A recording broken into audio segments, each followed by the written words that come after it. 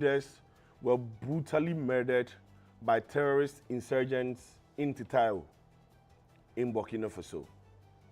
The victims, part of a group of 18 that had gone to purchase tomatoes when militant soldiers, or militants technically, stormed the town, separating men from women and opening fire.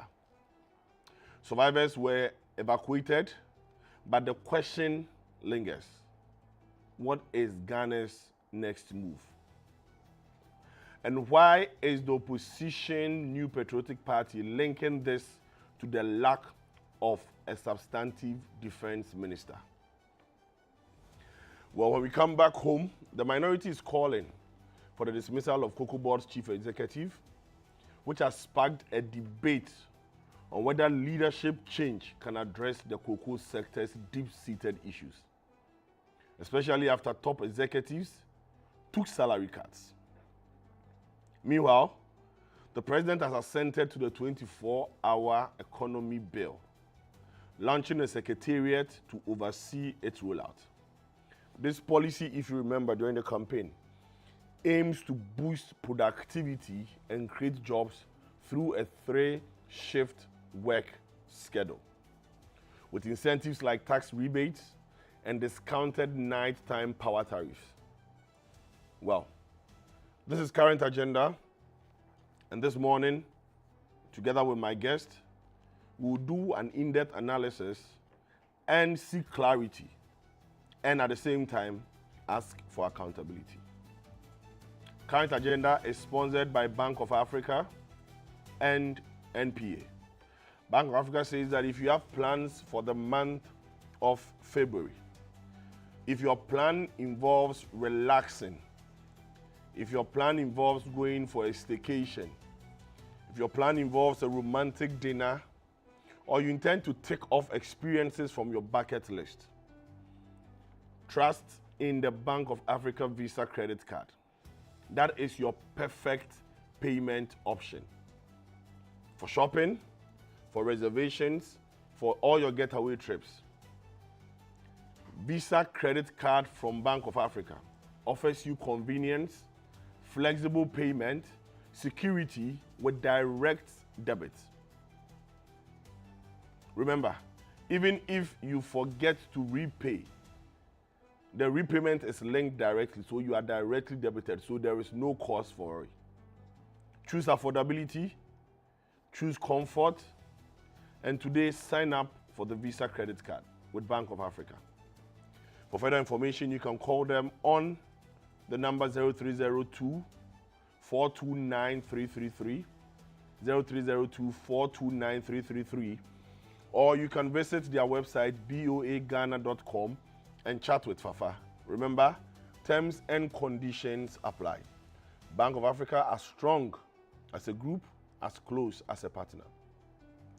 The NPA says that if you suspect that you did not get the right amount of fuel, if you have issues about the quality of fuel that was sold you, if you think that you were not given the best quality service or you experience poor customer service at any fuel station, don't stress and argue and fight with the attendants. Just report it to NPA. They would assist you to resolve this issue. You can reach them on their call center number 0302 550 380, 0302 550 380, or you can walk into their head office located at Jowulu along the N1 highway. If you are outside Accra, you can go to any of their regional offices to make your complaint, or even if you want to make an inquiry. Remember, you have 48 hours to make this complaint if your experience falls within anything that I said. NPA says that customer service is their hallmark. We'll be right back after this break.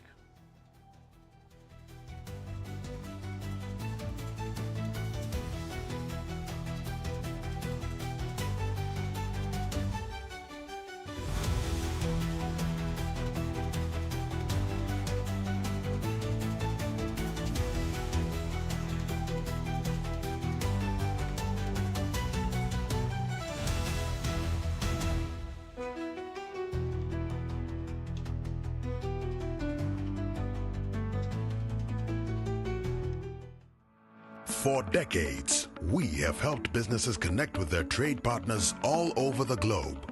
From Ghana to Burkina Faso, Côte d'Ivoire, Benin, Togo, Senegal, China, Morocco, France, Netherlands, and many other countries. We have made it possible to bring Ghana to the world.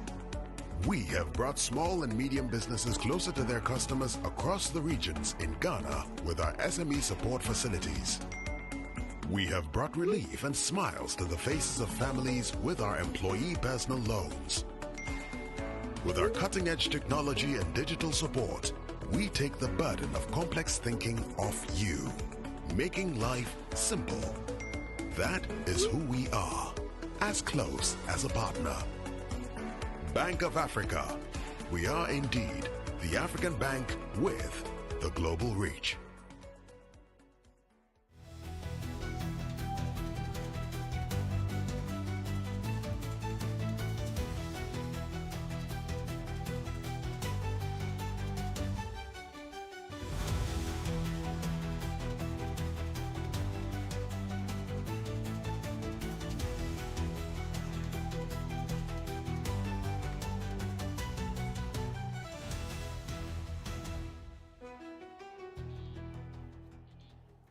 Welcome back from the break. So reflections for this morning. I am going to walk a very dangerous and a very sensitive path this morning. It's a path that I know in this part of the world we shy away from, we decide not to discuss. In fact, it's one of the things that we like to sweep under the carpet and clothe it with all sorts of religious beliefs and social boundaries. But today, I would want to open this discussion. I would want to start this discussion. And today, I'm speaking on the stigma that comes with the issue of childlessness. The stigma that comes with it. And today, I would want us to look beyond the ordinary, look beyond how we have seen it over the period, and discuss it beyond the normal. Now, childlessness in our society has become a public burden that weighs heavily on couples. A man and a woman who are together for years that have not been able to conceive. It's become a heavy burden on these couples across the length and breadth of this country, of the continent, and the globe. Now, marriage and procreation have become intertwined. The expectation has always been that once you get married, the next thing is that you are having children. In fact, in most of wedding ceremonies that you witness, you notice that even the pastors or the people officiating, the key message in all of their prayers and all of the sermons, it's about procreation. And that puts that burden on the young or old couple, irrespective of the age that they get married. And so children are seen as a blessing, at the same time seen as a continuation of a lineage and also a source of social security. And so when couples struggle to conceive, the impact becomes far-reaching. In their churches, in the mosque, at work, their business location, in families, it becomes a far-reaching issue, psychologically, socially, and emotionally. Research reveals that the devastating, should I call it psychological, or let's call it psychosocial effects of childlessness is grave. Women are often unfairly blamed, facing ridicule, pressure, and sometimes even divorce threats. Men too suffer in silence, simply because they are supposed to be the heavy and the strong ones. And so they suffer in silence, hide behind masculinity so that that masculinity would not be questioned. The mental health toll is profound. It strains relationships, it causes isolation, and it brings a lot of stress. Social gatherings become painful reminders of what they lack, especially when their mates keep inviting them to visit or come for naming ceremonies, or they keep going to visit people or friends with children. It becomes a constant reminder of what they lack. It erodes intimacy in homes and breaks away trust. This stigma, it exacerbates the pain with childlessness. Sometimes society views it as a curse, and sometimes we view it as a spiritual failing, and all sorts of things are done. Couples face gossip and discrimination rather than compassion. Families even call people by the names of their children. Kofi Mami, Hajra Papa, which means if you do not have a child, then it is a constant reminder when there are family gatherings and other siblings are being called.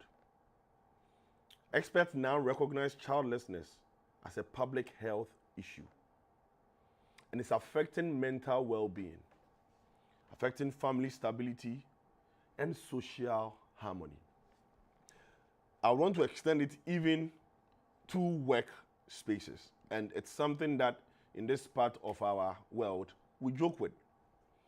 In an office, once a female colleague gets married and after some weeks or months she starts wearing flat shoes, all the men start making fun. Say you've done it. In 3 days, say so. But you have no idea what the person is struggling with. You have no idea what the partners have agreed amongst themselves to do. But it becomes your expectation. And everybody looks at you and tells you the next day, you'll be going on maternity leave in the next few days. You'll be going on maternity leave in the next few days, forgetting what the person is battling, not sensitive enough to the emotions of these people. It's something we need to pay attention to. People are battling issues by themselves. Couples are struggling, seeking a lot of help. The least society can do is not to put extra pressure on these people. To address the issue of childlessness, we must start by normalizing conversations about infertility. It should not be a no discussion topic. Let's talk. Let's accept it to be an issue and let's discuss it. The truth is that medical science shows that infertility can affect both men and women equally. It's not a moral failure. Let's move away from it's because of how you lived your life in the past, that's how come you are struggling. Those issues can be there. But majority of the case, it's not because of what it is. Some are just medical conditions. Some are because of their physio setup. Let's remember that it's not a moral failure. It's a time for religious leaders, churches, mosques, traditional leaders, for authorities, the media. It's time for us to pick up this discussion and reshape the narrative from blame to empathy. Let's move away from blaming innocent young ladies or young men, and let's move to empathy. Couples need structured support, including counseling services, mental health care, and access to affordable fertility treatment. Remember, you cannot care more for the couple who are married for 10 years or beyond and do not have a child. You cannot care more for them than they do for themselves. So if it's not a discussion that they've brought to your doorstep, don't start it with them. Support groups can also provide a safe space for couples to share their experiences without fear or judgment. To address this issue, we must start normalizing the conversation. Don't leave it as it is. Normalize the conversation. Medical science has said it. Infertility is both in men and women. So, today I'm challenging all of us. I'm looking into your face this morning, or whatever time that you chance upon this video that childlessness is not a moral failure. Do not treat or malign people because of their inability to conceive. Do not put pressure unduly on people because you have a timeline for them that you expect that they should deliver within that period. Life is in stages. Human bodies react differently. People's makeup are different. And so let's focus on what is important. If you can support, support. But support with empathy and not with condemnation. Let not couples struggling be living in fear and in shame and want to isolate themselves from society. It brings depression. It brings depression. And it causes them to be in a state that does not help. Remember, marriage is not only for reproduction or procreation. Partnership and companionship is key. And so I'm speaking to the couples out there, the husband and the wife. Companionship is key. Partnership is key. Your husband or your wife needs you most around this time. Don't just make it all about reproduction. That is not to say it is not good, it is. But that is not all that there is to marriage. This is reflection this morning, and I believe that I have fairly opened this Pandora's box, and across we would have this discussion with meaning. I'll be right back after this break.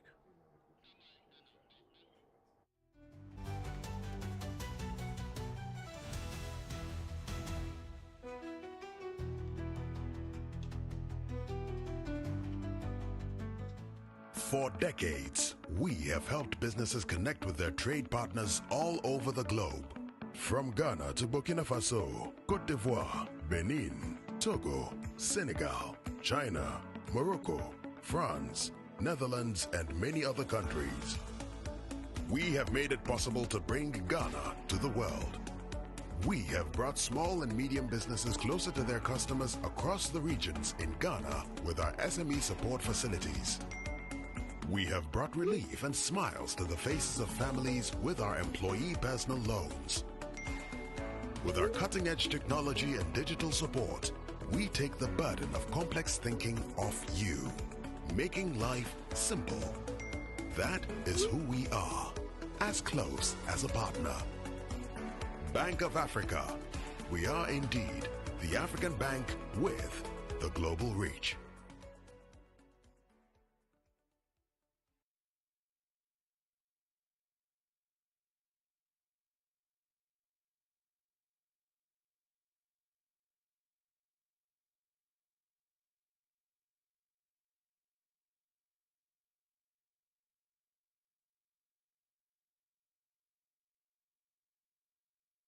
MedShare. MedShare is FDA approved and is highly recommended by the Ministry of Health, tested by Noguchi Memorial Institute Medical Research. MedShare keeps me and my baby safe from mosquitoes bite. With MedShare on my side, no more mosquitoes bite, no more malaria. Get MedShare today. Contact us on the numbers on your screen. MedShare is available nationwide. This advert is approved by FDA. Meet Kwame. He's not just any Kwame. He's Kwame the TV license legend. Kwame knows that by paying his TV license, he's supporting GBC, our public service broadcaster, and he's making a real difference. Kwame's contribution helps bring our communities closer together. Because of Kwame and others like him, we will all have access to amazing TV programs, educational content, plus broadcasting infrastructures are maintained, and our culture is beautifully promoted. So GBC is asking all to respond to this civic obligation and pay your TV license fee. For individuals, it's 3 CDs per month or 36 CDs per year. If you have multiple sets, meaning 2 or more in your household, it's 60 CDs per year. For commercial institutions, it's your number of TV sets by 36 CDs per year, and you pay the invoiced amount directly to GBC.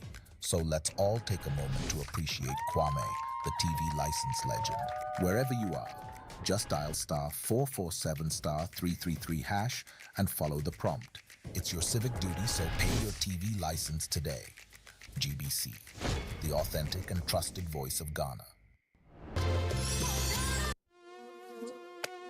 John, why are you still suffering from mosquito wahala? Haven't you heard of MedShare Organic Mosquito Repellent? MedShare is safe for all skin type and age. No side effects, no chemical. Get protected with MedShare. MedShare is FDA approved and is highly recommended by the Ministry of Health, tested by Noguchi Memorial Institute Medical Research. MedShare keeps me and my baby safe from mosquitoes bite. With MedShare on my side, no more mosquitoes bite, no more malaria. Get MedShare today. Contact us on the numbers on your screen. MedShare is available nationwide. This advert is approved by FDA. Meet Kwame. He's not just any Kwame. He's Kwame the TV license legend. Kwame knows that by paying his TV license, he's supporting GBC, our public service broadcaster, and he's making a real difference. Kwame's contribution helps bring our communities closer together. Because of Kwame and others like him, we will all have access to amazing TV programs, educational content, plus broadcasting infrastructures are maintained, and our culture is beautifully promoted. So GBC is asking all to respond to this civic obligation and pay your TV license fee. For individuals, it's 3 CDs per month or 36 CDs per year. If you have multiple sets, meaning 2 or more in your household, it's 60 CDs per year. For commercial institutions, it's your number of TV sets by 36 CDs per year, and you pay the invoiced amount directly to GBC. So let's all take a moment to appreciate Kwame, the TV license legend. Wherever you are, just dial *447*333# and follow the prompt. It's your civic duty, so pay your TV license today. GBC, the authentic.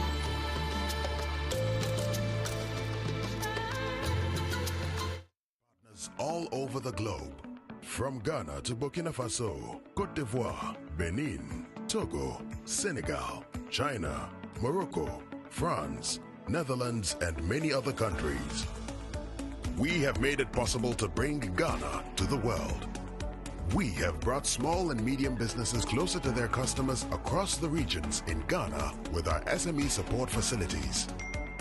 We have brought relief and smiles to the faces of families with our employee personal loans. With our cutting-edge technology and digital support, we take the burden of complex thinking off you, making life simple. That is who we are, as close as a partner. Bank of Africa. We are indeed the African bank with the global reach.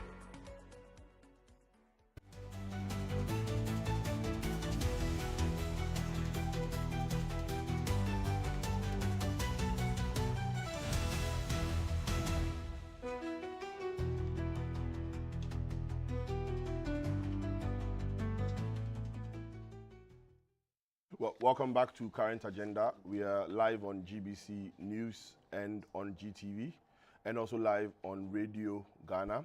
You can reach us via WhatsApp on 053 110 1315, 053 110 1315. Share, bring in your contributions, your opinion on the reflection on the topics that we will discuss.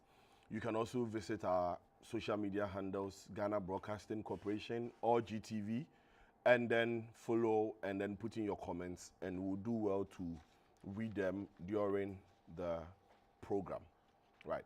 So before I go into the topic for today, or the first topic for today, I would want to introduce my guest. Today I have a packed house. So it's going to be an interesting discussion, and I would advise that you do not get up from your TV set even for a second. Right. So I have in studio with me Dr. Kwabena Bonfe. Dr. Kwabena Bonfe, popularly known as, in fact, I'll call him Dr. Kabila. He's a lecturer at the UPSA and also the CEO for Census. Doc, good morning. Good morning. I'll be calling Dr. Kabila, so forgive me. Right. And then next to Doc is a known face for the set, Austin Braco Powers, a private legal practitioner. You? Senior. Last week we missed you. Last week, I think our viewers must forgive me. I was just engaged. But right. Today we promised you do justice. Show. Yeah, we do a good show. Then next to him is another brother and known face, Kwame Owusu Danso Esquire. His Excellency Kwame Owusu Danso, President of Accountability. Last week you didn't want to add the rest of my names. You only said Kwame. When you are mentioning my name, it's like every week you want to throw me. When you are mentioning my name, you must complete it. So this is not mention your name. Full compliment. Owusu Danso. Which one do not have? Which one again don't I have? Esquire. Right. Thank you very much. Right. Thank you. And also with us is Honorable Michael Ochre Beifi. He's the MP for New Joabin South, and then also the former Deputy Trade Minister. Honorable, good morning. I hope you're good. Very well. Right. I'm also the ranking member for trade. Okay.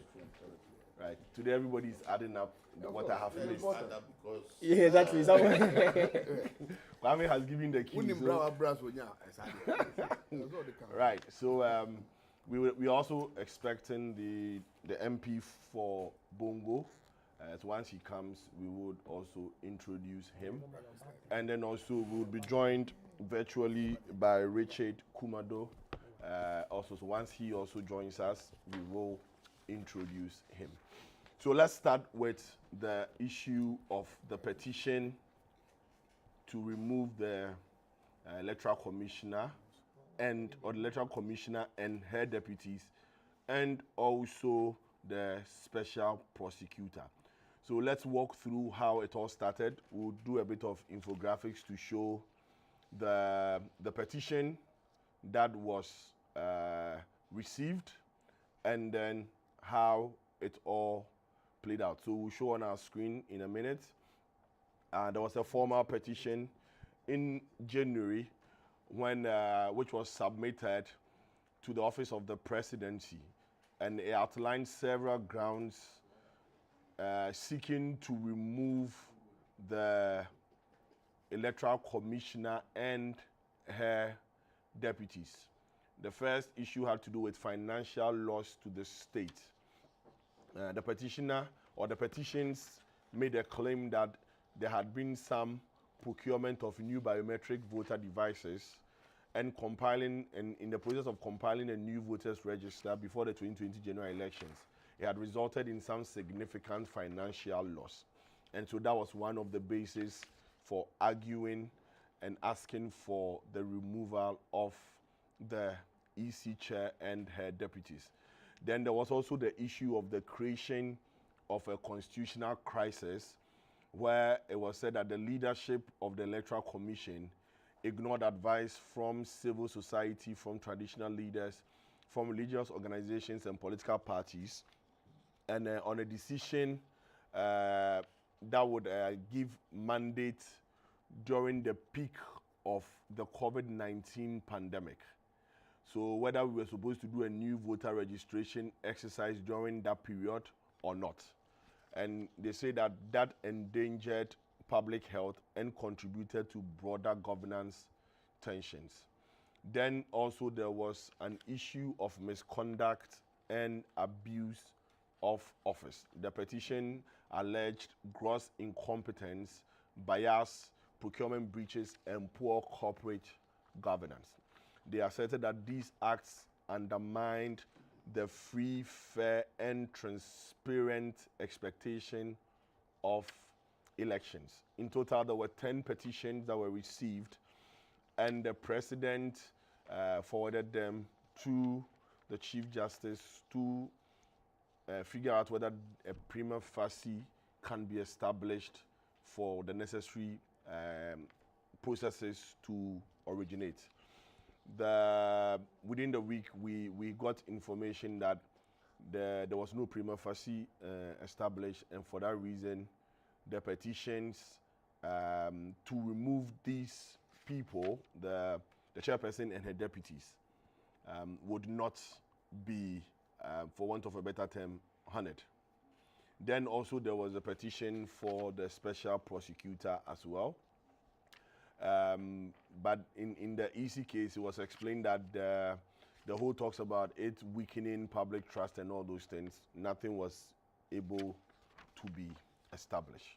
So we are going to discuss this issue, what the petitions stood to or sought to do, and then the feedback we received from the office of the presidency. So I'll start with Dr. Bomfe. Senior, I'm sure when these petitions were circulating in the social media space on traditional media, you saw it, and definitely I'm sure you would have expressed an opinion. This outcome, was this what you expected, or you think justice has really not been served? Let's say good morning to our viewers, and thank you for the opportunity to be here. It's not so much what my expectations were or not, as it is about how faithful and fidel we've been to the constitutional process as required by law, and also as exemplified by case law or precedent as we understand them. I want to begin by establishing that when we talk about the Electoral Commission, the erroneous impression that it is the chairperson of the commission who constitutes or who make up the Electoral Commission must be corrected. It is a 7-member commission. And this is the first time within the history of our country that we had more than one person serving as the commission or the Electoral Commission. Right from independence, and even before that, it had always been almost something like a sole commissioner. In the evolution of the Fourth Republican Dispensation, the framers thought it wise that we should have more than one person. So if you go to Article 43, 44, 45, and 46, in fact, I think it's 44 particularly, it establishes a 7-member commission, 3 executive heads, and 4 other members, with their terms of office and conditions of office tied to certain office holders that put them under subject to removal or subject to being discussed under Article 146.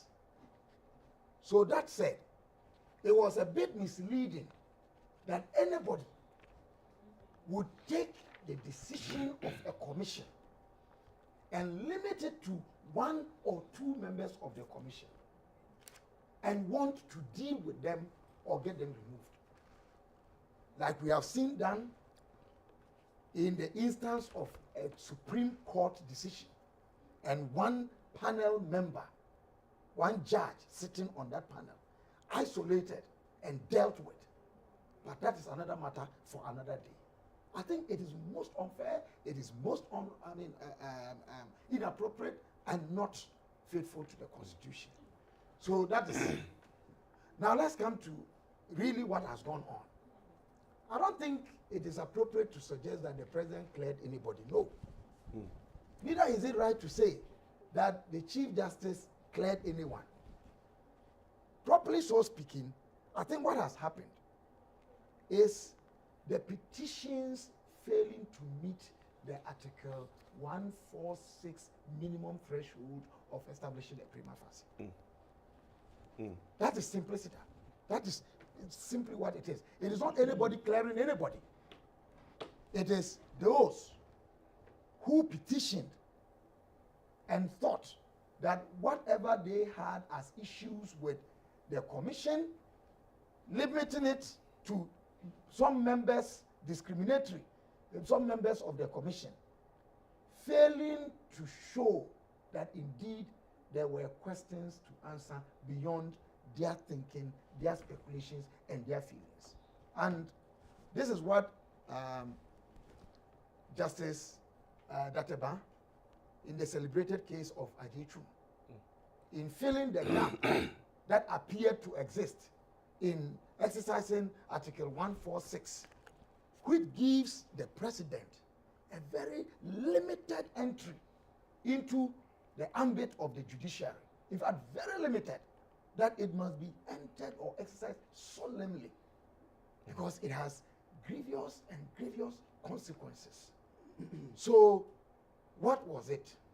Ajechum made it clear that it is not any claim that can be taken as constituting grounds to remove someone subject to Article 146 from office, and that it must meet a certain minimum threshold. And went ahead to say that, look, it is not just for you to come and conjecture and then we take it like that. So what are they? Stated misbehavior, incapacity or inability to perform on health grounds. And this can only be done when we know the duties and the responsibilities of the office.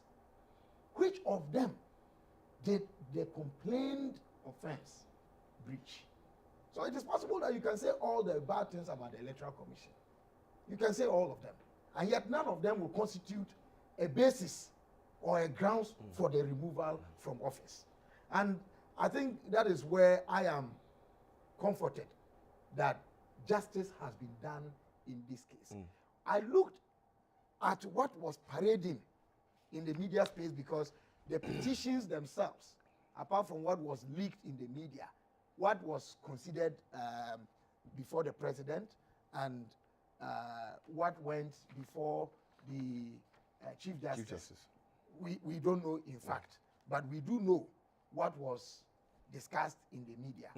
And fortunately for us, Kwadwo, the presidency issued a statement to one of the petitioners stating why the petition was dismissed. And I said, we thank God that the presidency is very much aware of this arduous task and that it has been complied with in this instance. There's a case I am involved in at the Supreme Court, and I found this as very material to the course of our case. What I would say is this, in conclusion on this matter. We cannot run a republic and a constitutional dispensation and pick and choose which laws to obey, when and how convenient it is to us. Fidelity to the law is the burden of democracy. And that, in the words of Hubert Humphrey, the law can be no better than the people who are called upon to obey or to administer it. The law is as good as us and how righteous we hold it and how dear we hold it. We have some of the issues that are raised that can be dealt with. And let's make this clear. The commissioners are not above accountability. The chairperson is tied to the office of an appeals court judge. The 2 deputies are tied to the office of a high court judge. And the 4 others, this is a convention that was, a constitutional deduction that was made. The 4 others, it is not mentioned, but we could say that they are circuit court judges. So the removal processes for any of these officers, as enshrined in Article 146, is what I think was followed. I am particularly happy that the Chief Justice putting the evidence that had been brought before him, or the petitions that had been brought before him, and giving the commissioners in question the opportunity to respond, came to the conclusion that there was no further question to answer. And so it would be strange that this same principle could be denied not too long ago when responses were given to a certain petition, clearing all the issues and any ambiguity whatsoever. And yet, we went ahead to do what we did. But as I said, there are questions before the Supreme Court. And because I am a party to one of the suits, I'll wait for that determination. And I pray that all of us in this country will operate in the spirit of love, unity, and the sense of purpose that the Constitution in the preamble invites us to, in the name of Almighty God. We, the people, it invokes the cross, at the center of which is love, love unblemished. Thank you. The way Kwame was looking at you with admiration as you were ending, it's interesting. Kwame, I'll come to you, but just to read a portion of the letter you mentioned, the one the president has responded to one of the petitions. One of the parts says that while the allegation raised serious constitutional and administrative questions, they do not on their face meet the threshold required for a prima facie determination of stated misbehavior or incompetence warranting a committee to be set up to inquire into the petition. The petition largely rests on conclusions of unlawfulness and bad faith without establishing at a preliminary level clear facts demonstrating intentional wrongdoing or a manifest inability to perform constitutional function. If even the Commission's actions or inactions are assumed to be erroneous, controversial, or suboptimal, such shortcomings do not automatically translate into stated misbehavior or incompetence with the constitutional sense. So this, the lawyers will say, was the ratio used by the used to technically dismiss. We don't know the report. We haven't yet seen the report from the Chief Justice to the President. Right. But gleaning from what the presidency has issued, we can understand what informed this letter. That okay, but it says here that the Chief Justice letter states as follows, and it's in quotation. That's right. So once it's in quotation, it's only fair to assume this is what the Chief Justice said. Relied on. Yes. Now, Kwame, I remember in previous weeks when this issue came up, your point was one, that you prayed the president to not end up dismissing these people because it will set a certain precedence that you think would not be good for our democracy. I'm sure you are extremely happy, or you were happy when you heard this. I still stand by the initial position I held, particularly because for the forward march of this country, it is important that we protect independent state institutions. That has always been my position, and I'm not going to move away from that position. But in doing so, it is also very important that for the purposes of advancing our jurisprudence, we try to understand the reasoning behind certain decisions so that it will guide us and inform us going into the future. Now, I am very happy that you read portions of the letter attributable to the Chief Justice, that the basis for dismissing, if you like, the petitions is that it didn't find any merit, that on the face of the petitions forwarded to the president, it didn't find any presumption that the EC boss, together with the deputies and the special prosecutor, had conducted themselves in a manner which is at variance with what is contained in Article 146. So then it leaves more questions in my mind than answers.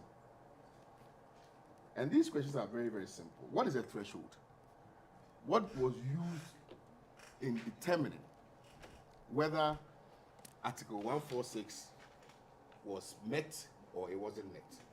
It is important because if you read the Constitution, it indicates that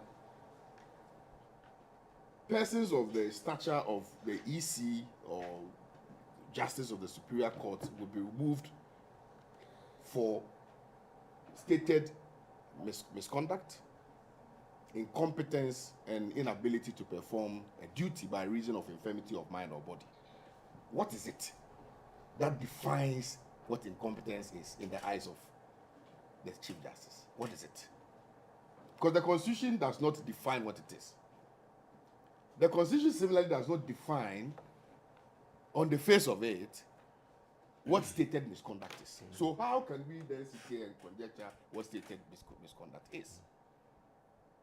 So then it brings into question what was going through the mind of CJ when he was reviewing the evidence before him, which evidence to him did not carry the probative value that would allow for the Chief Justice to set up a committee for the purpose of investigating the matter. It's a question for all of us to answer. It's fair. In any event, in the same write-up, and I like how you reminded my senior that portions of it was quoted, referencing what the CJ had said. Yes. And the CJ demonstrated an admission which, in my estimation, goes to the heart of the performance or otherwise of the duties of the EC. And I wrote it. It says that, albeit that there is some constitutional or administrative issues, it does not raise serious concerns, according to him, that the threshold, was violated. So, are you now telling me that if a matter raises constitutional issues, it is not grave? Because at the heart of everything that we are doing in this country, at the heart of it, is your fidelity to the Constitution. So if there are issues raised about your fidelity to the Constitution, it is a serious matter. Also, you have been given a duty to perform. That duty is administrative. So if questions are asked or if issues are raised relative to how you are able to conduct yourself administratively, that is a matter that cannot be dealt with fleetingly. So those are the issues that I have. That going forward, if we want to expand the argument relative to Article 146, we must be intentional about explaining what constitutes, first of all, incompetence, what constitutes stated misconduct, and the last one, for the last one, we know what it is. But even that one, we need to explain it. Because it's not enough that you say that, even though it raises constitutional and administrative issues, on the face of it, you don't find anything wrong with it. Now, I was researching while seated here, while I was listening to my senior. You see, the issue of prima facie is a preliminary legal, standard used to determine whether somebody has a question to answer or a case to answer. Do you understand? So we must know what evidence, first of all, was put before the Chief Justice. What mechanisms did he use in interrogating the evidence before him, for which reason he arrived at the decision that he did. So it is very, very important. But also, in my readings, I came across what may potentially constitute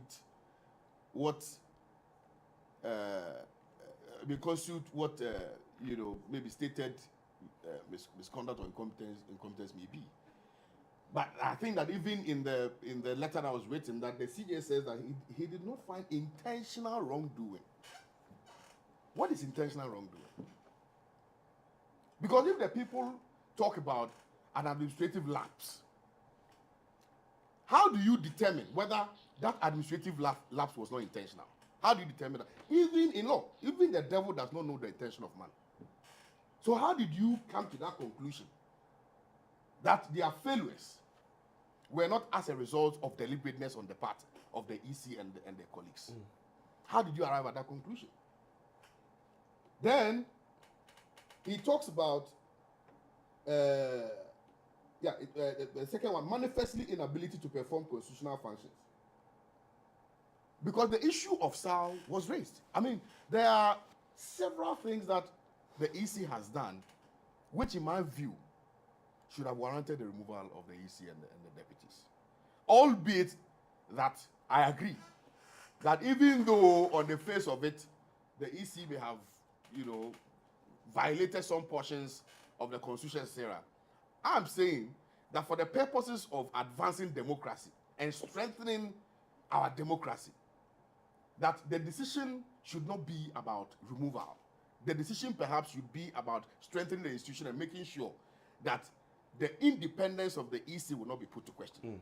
Because it is clear, it is evidently manifest that the deputies, at the very least, Bosman Asare, on many occasions, opined unequivocally and unrepentantly that he was against another political party. That to him, the other political party was immaterial to the democratic experiment that we are involved in.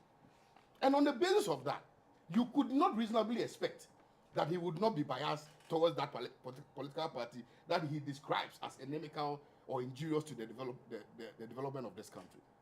So for him, I have an issue with. For him. Right.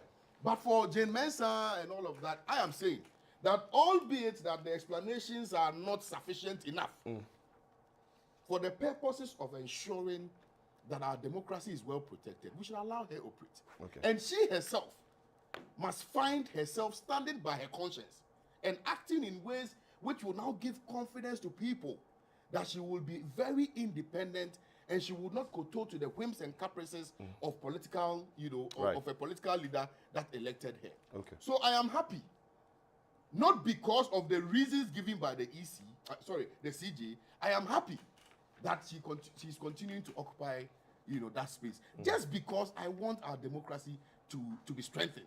That's it. Thank you.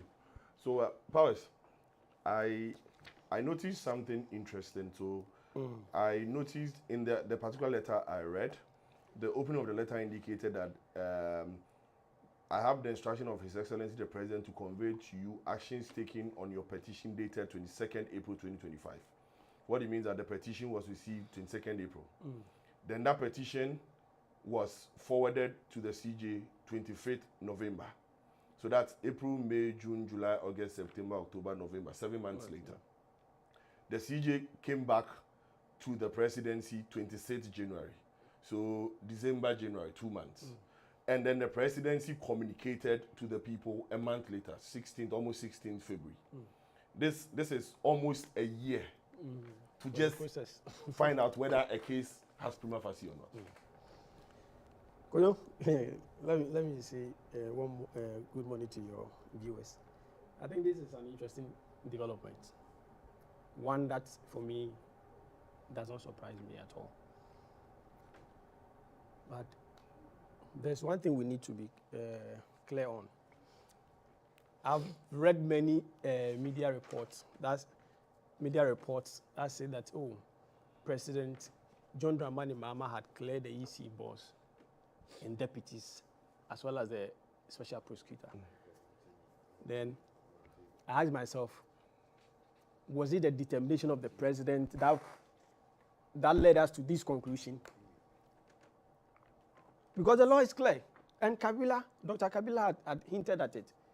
Article 146 is clear. When it comes to matters bordering on justices of the Supreme Court and the other justices of the Superior Court, which we categorize the Electoral Commission and the Special Prosecutor within that category, the president had no authority to determine whether or not the petition raises any prima facie like a determination. conveyor belt.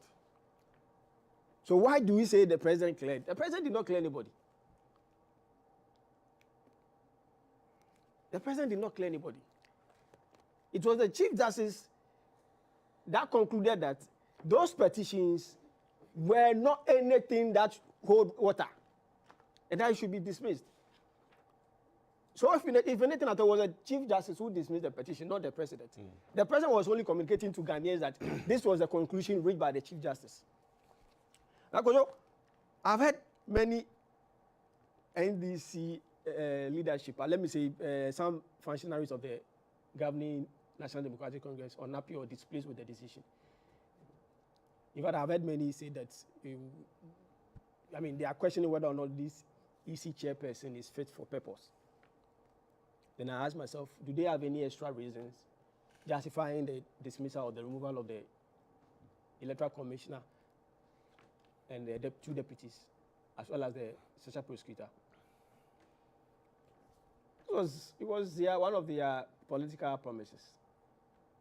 One of the commentaries they made during the 2024 election, that they will clean up the system, and they succeeded in removing the Chief Justice, which I'm happy DOC and other groups are in court to challenge. And you see, we are here because, and Kwame made it clear, there is no document clarifying how to reach a threshold. And sometimes I read the portion, the letter from the green letter from the presidency, where they purportedly quoted some portions of the report submitted to them, to the president. And he says, paragraph 3, line 2, he says, while the allegations raise serious constitutional and administrative questions, they do not on their face meet the threshold required for a prima facie determination of stated misbehavior or incompetence, warranting that a committee be set up to inquire into the petition. Which threshold? And who set the threshold? Do we have this threshold in this country? Or this threshold is at the whims and caprices of individuals who are given opportunity to make such determination? Because some few months away, the president had to make a similar determination. And if we are to juxtapose these two determinations, then we will say that the president's determination was so low. You mean the Chief Justice? The Chief Justice. Yes, the Chief Justice, the removal of the Chief Justice, the determination made by the president leading to the removal of, the forceful removal of the Chief Justice. No, that couldn't have been made by the president. That determination couldn't have been. I'm talking about the Chief Justice. The president that you said is yes, so he's a commander. So I think it was just. No, I'm not talking about the EC. Okay. Which one are you? I'm talking about the removal of the Chief Justice. Yes. Gertrude Torkornoo. Yes. Do you understand? Yes. So I'm saying that the determination, the standard was low. Because I had issues with this. The standard by the acting Chief Justice at the time. At the time, yes. Which acting Chief Justice? Because the president couldn't have. Because like we said earlier, the president is just a conveyor belt. Just relax. Let me do mine. It's the president who let me do mine. To make the determination. The thing is that when it comes to listen, the CJ. That's what I'm saying. So when I'm not talking about the Chief Justice. Okay. Right. What I'm saying is that when it comes to Chief Justice, the removal of Chief Justice is the president. Yes. That's true. That's what I'm saying. Kwame. That's correct. Yes. So I'm not confusing the two. Yeah. I'm saying that if we are to compare the standards the Chief Justice is talking about and the one the president reached some months away, then the president's threshold was so low to the point that they had to forcefully remove a certain Chief Justice. In fact, last week, you had an opportunity to discuss even the weight of that removal and how it affected our ranking on the Corruption Perception Index. Yes. You know, Transparency International was clear on this. We can't be running a government based on political decisions and campaign promises. Which is why I agree with Doc that we need to legislate on what the threshold is. So that we can have predictability, certainty. If I may just help, there are cases decided in this country. In the J2 case, in the Justice Paul Derry case, that the former Chief Justice Sophia Akufo actually made it clear in her judgment that we needed a guideline exactly to guide the conduct of Article 146. Exactly.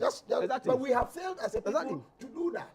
And why have we failed? I've always said that we will get to a time somebody can say just even chewing gum is stated misconduct. You know, I can tell you that with this lacuna, if Doc is given an opportunity to make a prima facie determination, his standards will be different from my standards, from that of Kwame, and even Kojo from you. Why? Because it is, that's why they always say, they say what, love is in the eyes of the beholder. Beauty. Beauty is in the eyes of the beholder. Equally, love is in the eyes of the beholder. The person you love is because of what you see. Prima facie is in the eyes of the beholder. Exactly. It's at the whims and caprices of the one who's making the determination. Now, Kojo, let's come to this. I've heard people say this is a PR gimmick, and that the government had to, rein in the Chief Justice so that it won't be like they are going after the constitutional heads or the leaders of the various constitutional bodies. I don't know what I can say about that, but what I can say is that we need to start thinking systems, system thinking. Right. Because you can't drive reforms by removing people. When they started this, I said it. If you have issues with the then Chief Justice, the answer does not lie in removing the Chief Justice. It is in driving reforms. And the reforms should be systems. But this government, they went after the Chief Justice. It was political. That's why I'm saying that, Kojo, the standards or the threshold applied by the president was too low to the point that, it does not even, it pales if you are to compare it with that of the decision reached by the Chief Justice. Now, Kojo. So that will be your final point, then we move on. Fair enough. So I have said that we need to clarify the grounds stated or provided in Article 146. And in fact, I had opportunity to look at the report of the Constituent Assembly. In fact, that proposed the draft constitution. Yes. And in fact, the Committee of Experts, the Committee of Experts. In fact, and they were clear in their minds that Article 146 should not be applied holistically or anyhow. They were clear in their minds. And when we come to the relevance or the legal effect of such reports, they are important when we are making determination. In fact, now the position of the Supreme Court is that when you are determining a matter, you must address them purposively. Yes. Interpretation, purposive interpretation. Which means that you must resort to such report and memorandum and other thing. To understand the intentions of the framers. The spirit behind it. Yes. So if the president had, in fact, read the report of the Committee of Experts, I'm not sure we would have been discussing. Even the removal of the Chief Justice would be questionable. But the thing is that it was before the committee. Yes. Oh, yeah, okay. The chairperson of that committee appeared before the Puaman committee. Yes. But I mean, that's as I said. I agree. And in drawing to conclusions, I think that the Chief Justice or the Supreme Court must be up and doing. Right. We must get these matters determined. For me, what they have done in appointing a new Chief Justice, I say that they have changed the substratum. They've changed the substratum. If today they declare that the removal of the ex-Chief Justice was unconstitutional, will she come back? That's what we wait for. That's the question for the gods. It's also happening at the ECOWAS court. Yes, because she also has an action over there. So, in running up, we must just be clear in our mind. The president did not clear anybody. Yeah. This is not a political tool or a capital that they want to arrogate to themselves. Okay. The president did not clear anybody because if the determination was to have been made by the president, I don't think we'll be talking about anybody being cleared. Because by now we should be talking about a committee being constituted to determine whether or not the EC boss and the deputies and the special prosecutor should be removed. Right. Okay. How do you know that? Anyway, but their standards are low, and I've said it. Honorable Chibevi, so it's on this case, it's been one of the long-standing beliefs of the New Patriotic Party that the whole move to remove the then CJ and replace was one or the first step to target the EC in the process. So I'm sure with this decision to dismiss this petition, it gives you a bit of confidence that, alas, the EC is not going anywhere. And prove them wrong. And prove you wrong. Thank you very much, and I want to extend my felicitations to all my colleagues here on the table, and also want to say strongly that I'm so impressed about the discussions going on so far. Very intelligent minds, and I guess it is very important for our democracy at this time. And also to stand on the existing protocols to just make my submission without being political. As a matter of fact, that is what I intended to do, coming here. But I think somebody just shifted the paradigm. And so the person was trying to tempt me in that matter. Who is somebody? To be able to shift into where I didn't want to go to. Is it me? Is it somebody? I've not mentioned anybody's name. I only made a statement. In the first place, for this is very important. The whole thing borders on somebody. There was a conjecture. I mean, that's because whatever petition that was sent to the presidency or petitions that were sent to the presidency, to me, didn't merit the status of good petitions. I mean, looking at the response or the report from the Chief Justice. So in the first place, I see the incompetence in the petition. The petition was very, very, very incompetent, and clearly, it shows the political nature of what.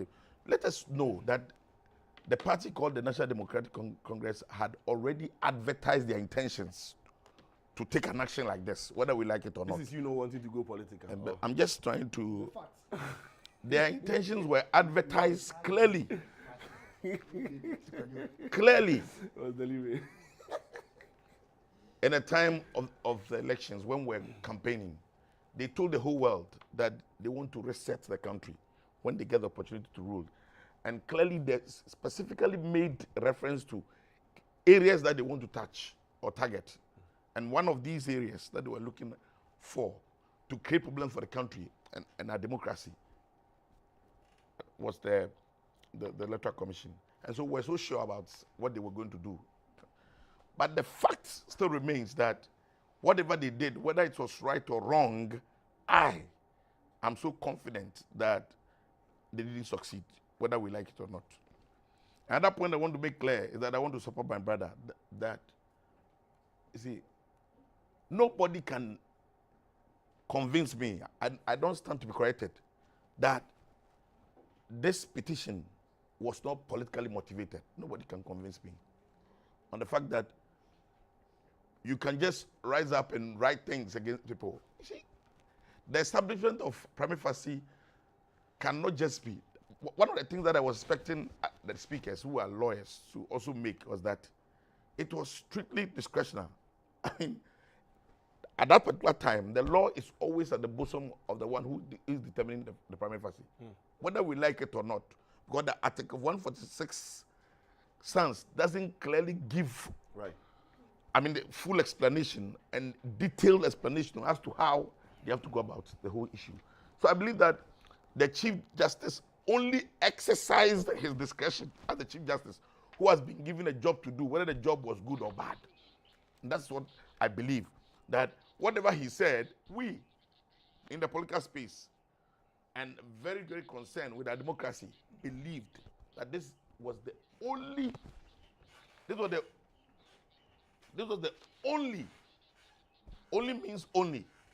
only report that could have been given. That's apart from this. So me, I'm not surprised at all. Not surprised. See, people were talking about the fact that these people were determined because they had already made promise. They had already advertised their intentions to create this mess. So definitely they can go back. No, because there was a problem. Ghana's image has been dented, whether we like it or not.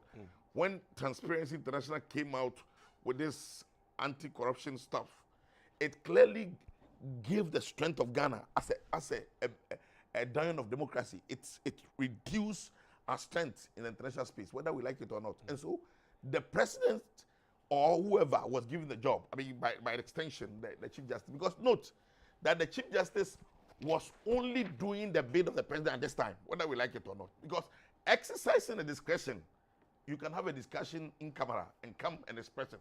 And we may not know. We are politicians. I tell them every day. I tell them every day by that possibility. Not necessarily. That You see, let's be careful. no. Let me just make a point. Go ahead. I may withdraw that. Yeah. But the point I'm trying to make to you is that we are politicians. On this table, almost all of us are politicians. But not all of us are partisan. No, we are politicians. I've not mentioned whether we are partisan or not. We are politicians. It's important to make that distinction. Yes, we are politicians. Yes. We cannot pretend we don't understand what is going on. It will be strictly pretense. I'm telling you that people may pretend that we don't know what is going on. We are politicians. We know what's going on. I was telling a friend that the mere fact that you say something which is untrue about a friend doesn't mean that you are the only person who may think that what you are saying is untrue. Others may also think like that, or may know. That's the point I'm making. So the fact still remains that, and as I said earlier on, this one too, I don't stand to be corrected, that exercising the discretion at this particular time by the Chief Justice, which was not, seen or known, exercising that discretion, that prima facie establishment discretion, I believe that we all knew what was going to happen, and that has happened. You knew about that this was going to happen at this particular time because the government is under serious pressure. You know that. You see? So, whatever they said, whether it was going to be different or not, tactics can be changed. So you mean? And I have not said, just read in between the lines. So I'm reading between the lines. I like reading aloud.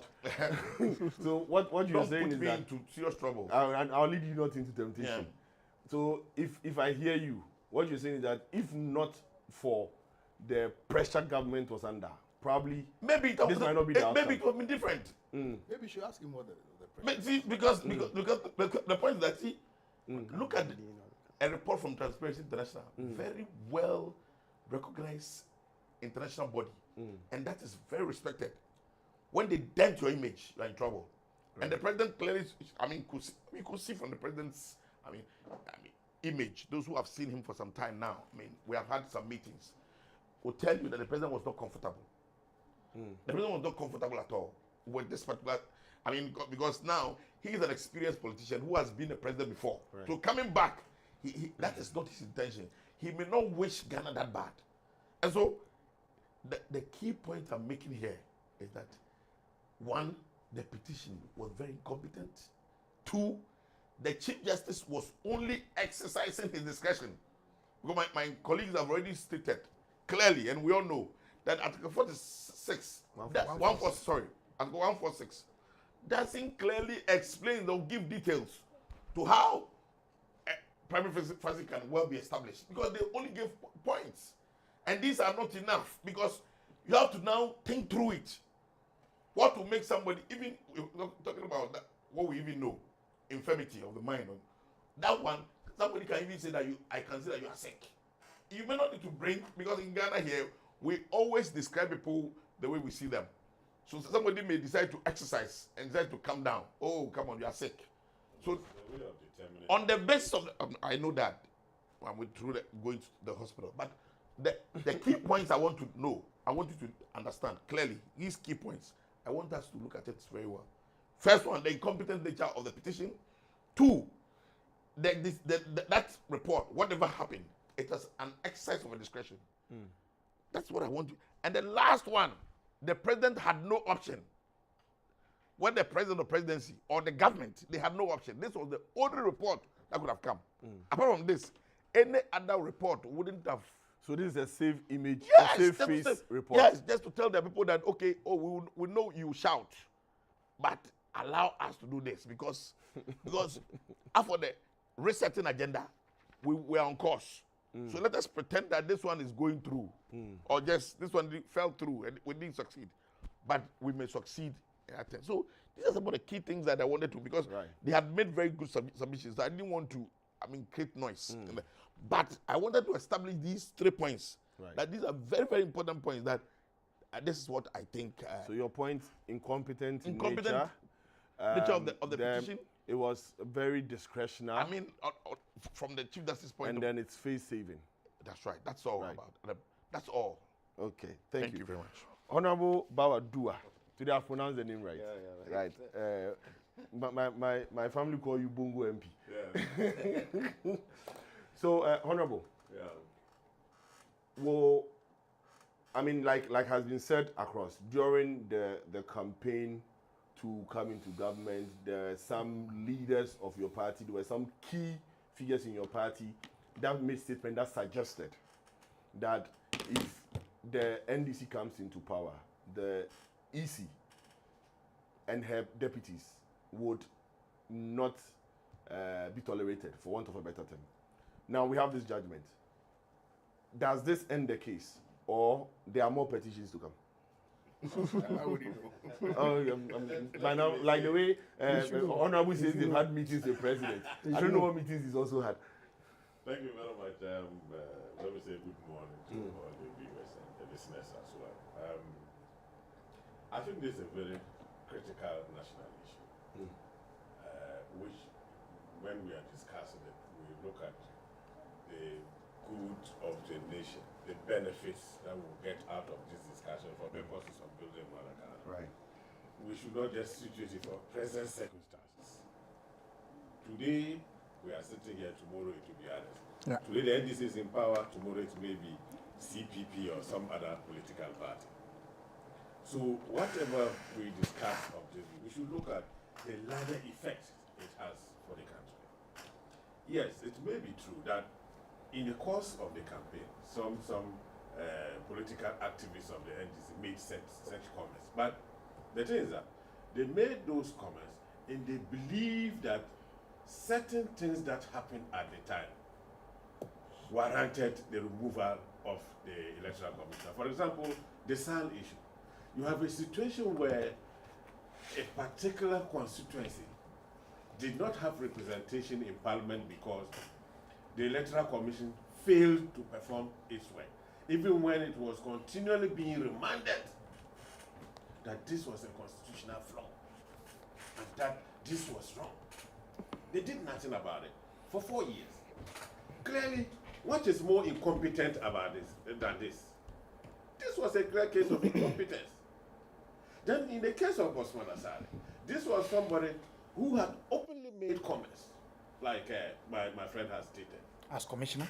Not as commissioner, but even as an independent person. Even when you make such comments, how do you now separate yourself from those comments when you become a commissioner? You cannot.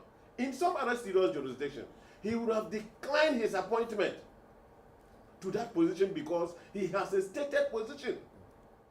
Can you just over one night forget about your belief, a principle that you believe in, and which you have expressly and publicly stated? You think people cannot be professional enough? You can. What is professional about this?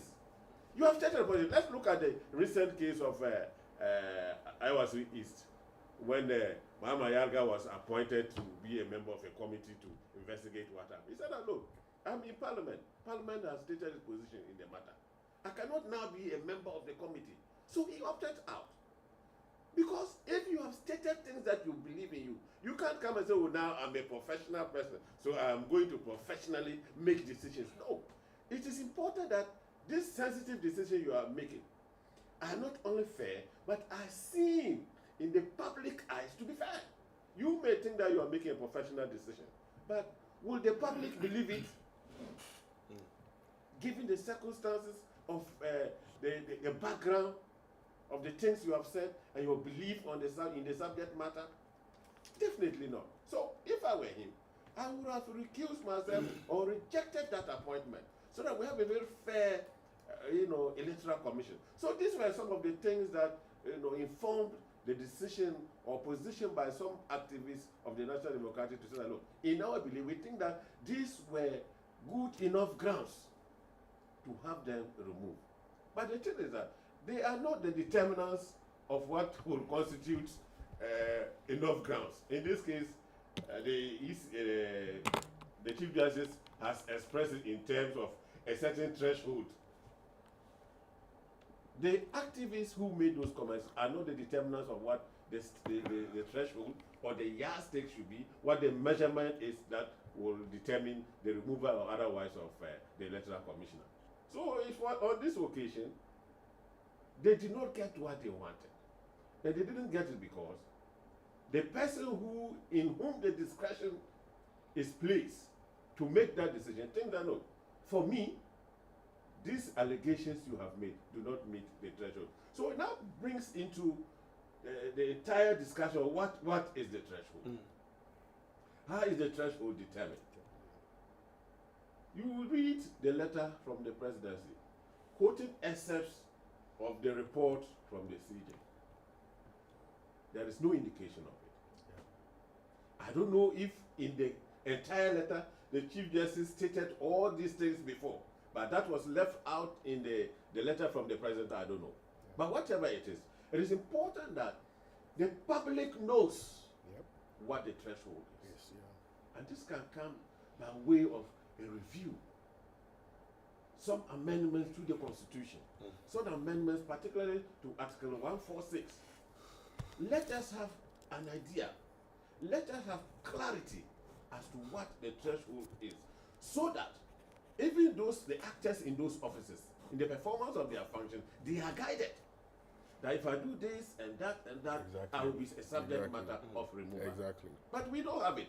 So you may be doing things in good faith, in the absolute belief that you are performing your function. Then someone who has the discretion to determine whether or not you have violated the Article 146 makes that determination when in fact you believed in good faith that you were performing your functions in good faith. So that determination has to be made. And I think that we have an opportunity now. Opportunity because we all know that currently the Constitutional Review Committee is working. And I believe that very soon they've submitted their report. Yes, they have submitted their report. Very soon. They are done with their work. I believe that very soon some proposals for amendments will come before Parliament. Right. Let us take this as an opportunity to clarify. But even before that is done, it is also clear that there are cases before the court, the Supreme Court, regarding this matter. In previous cases, the court has emphasized and reiterated the need for there to be clarity in the subject matter. But nothing also stops the court from providing guidelines in terms of judicial precedent. It was done in a day-two. To guide everybody, so that when the person is making a determination, you are guided by this thing. But of course, it is more forceful and easier to reach, more understandable when it comes by way of legislation. So I think moving forward, we need to deal with these things. And I will say that, look, the decision has divided the country. There are those who think that, no, there were grounds for the removal. There are those who think there were no grounds at all and hail this. Whatever it is for the good of this country. It is once again an example of the fact that now the institutions of states, especially the constitutional bodies, operate independently. Right. And I will always insist that every person who is appointed to such position must always assert their independence. It is only when we assert our independence and act objectively, then all these allegations, that you are biased and all that will cease. So this decision has been made. I will urge Ghanaians, and especially people on the NDC side who may not be happy with it, to accept it, and let's move on as a country and build the institutions. Yes. There's something I think I must put on record. It is very unfair that someone not here will be put on the table and discussed in a manner that have been discussed over and over to be untrue. This Bosman Asari case. I was in the political science department. Please, I'm coming. You see, we need to be very fair. We are not even sure if any of the petitions that were sent and dealt with included any commentary of his as a political science. Please give me. We have not seen the letter yet. Please, it is not true. It is not true. It is not true. This is a lie. He has. Come on, don't say that. Honorable, yes, please. Very important. We cannot build a country on assumptions, feelings, and hearsay. Kwame made a similar statement that he had said he was opposed to a certain political tradition. Dr. Bosman Asare has denied this. And yet we go on with it. It is unfair. I'm sitting here. Look, there was a day somebody was on set with me and accused me of being a member of a certain political party. When everybody knows I have held membership of a particular party and risen to the highest position of that party as general secretary. And yet on set, the person was saying this. I called on the host to put the person to strict proof. Even that notwithstanding, he was going on. We cannot build our country like that. That said, you see, even in the exercise of discretion, Article 296 is clear and unambiguous. You are not at liberty to do what you want. You are guided to the extent that there are decided cases. Ransford France is one of them. The Gregoria Foko case is one of them. Even the Paul Derry case. That you cannot just say that I've exercised my discretion and it cannot be subject to judicial review. So let's stop making or creating the impression that the fact that we have issues with no clearly stated guidelines, there haven't been a guide as to how Article 146 should be done. Look, the CDD report on President Mohammed's 1 year in office, they've stated this year that the removal of a sitting Chief Justice, even though it followed the letter of the law as prescribed in the Constitution. This is something CDD is saying. We have contested this, that the removal of the Chief Justice didn't follow the law. And we are the Supreme Court. A determination has not been made yet. And it goes on to say that it degenerated into accusations of judicial interference along with deep partisan disagreements. The public discourse created an image of two co-equal branches of government at war with each other. Although a new Chief Justice has been sworn into office and the partisan acrimony appears to have subsided, the entire process appears to have its transparency deficits that have left the institution vulnerable. I'm not the one saying this. CDD. So we need to be clear in our mind. But all I tried to intervene was that, please, let's be careful how we run with attacks on people who are not here, privileged to respond, and who have had the opportunity in the past on certain other platforms to deny these things. I was at the political science department. I know Dr. Bosman Asare a little. And I can say that in his dealings, he appears less partisan. He doesn't like these partisan considerations. Yet, some people said he was even a patron of a political party grouping on campus, which is a lie. One, I know that because I know that because hold on. The person who made the person who made that allegation was subjected to strict proof to say when, which year period that. Hold on, Doctor, my brother MP. Patrons of political party groupings on university campuses. And I've operated as a student leader on university campus before. You know. They are year period. Exactly. The person who made this allegation was asked, which year period was Dr. Bosman Asare a patron of the New Patriotic Party? The person couldn't answer. It has never happened. Quickly, I just want to make a quick point. We don't need to do this. Any political grouping is registered with the University Authority, the student SRC, Dean of Students, so they have records. Yes. So if you want to know the patron, the records are there, like what Doc is saying. Okay. So I come, Kwame. You see, I tried as much as possible. I tried as much as possible not to politicize the matter. But you did. And which is why in my submission, I indicated to you that the position that I held when those petitions were forwarded to the president hasn't changed. It is still my view that we should not take out the electoral commissioner and her deputies because I want us to strengthen our democracy. I said that. It doesn't mean that I Even don't when believe. they breach the law. Hold on. It doesn't mean that I don't believe. Exactly. So we have not gotten to the point That's contradictory. where no, it's not contradictory. I am making a statement of fact. Do you think that all the people who are heading these independent institutions are following the law to the letter? Do you think that that's what? It's not. You understand what I'm saying? So I have made that point. I'm only saying if there's no that reason to I'm only keep them saying. out, Hold then on. keep them. Oh, hold on, my brother. But are we Hold going on. back again? No, we're not going back. You see, thought you were just- what? No, he's You have to. He has to clarify the bossman. Bossman case. So I think it's the bossman issue that It I'm looks coming like back to. Kwame is restating his comment. So, Bossman case. Hold on. If you have proof, Kwame, say so.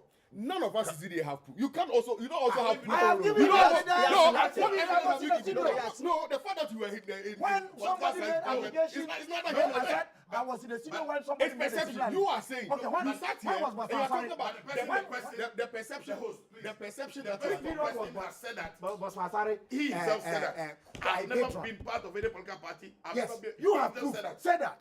So now, what again can you say? I am also So saying hold on. that he was a patron of How the do you- When? Kwame. Which period? No, wait. No, So- hold on. I have said Kwame. it. When? Okay. So Do you understand what I'm saying? When? I mean, It's not about understanding. You don't have a right to just say it. what do you mean I don't have the right to When just was say he? it? When was he? But you have a right to also No. debunk what I've said No. without. No. To the adducing extent that evidence. you do not aver and prove what you have averred, I can challenge it. No. Yeah, but that is, of course, it's better. That's You what I'm can't- doing. I'm That's not what I'm saying doing. that- So when was he? It's also When an allegation. was It's he? also an allegation. No. When was he? I am Gentlemen, responding to his gentlemen, unsubstantiated allegation. Kabila. When was Kabila. he patron? Kabila. No. Kwame, Kwame and Kabila. Please, No, no, no. Honorable Just- Benfi. just- Wait, no, when no, was he no, you patron? wait. Kwame, you Honorable wait. Benfi Kwame, was Kwame, talking you about wait. something. You wait. What did he Kwame, have you to wait. do? Don't do it. Kwame, you wait.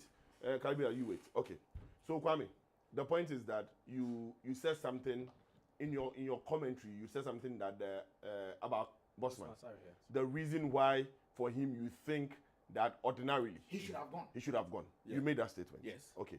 And then I think it's Honorable who made mention of the fact that he is a patron. Yes. But That Kwame statement. said that he had made a statement comment. that he didn't like a One particular point. political party. No, I'm making those points. Honorable made the statement about him being a patron. Yes. Then you also made a point that in one of his commentaries he had indicated that he did not like a political party. Yes. Okay. And that is what Dr. Bonfe is saying, that Bossman has come out To deny that.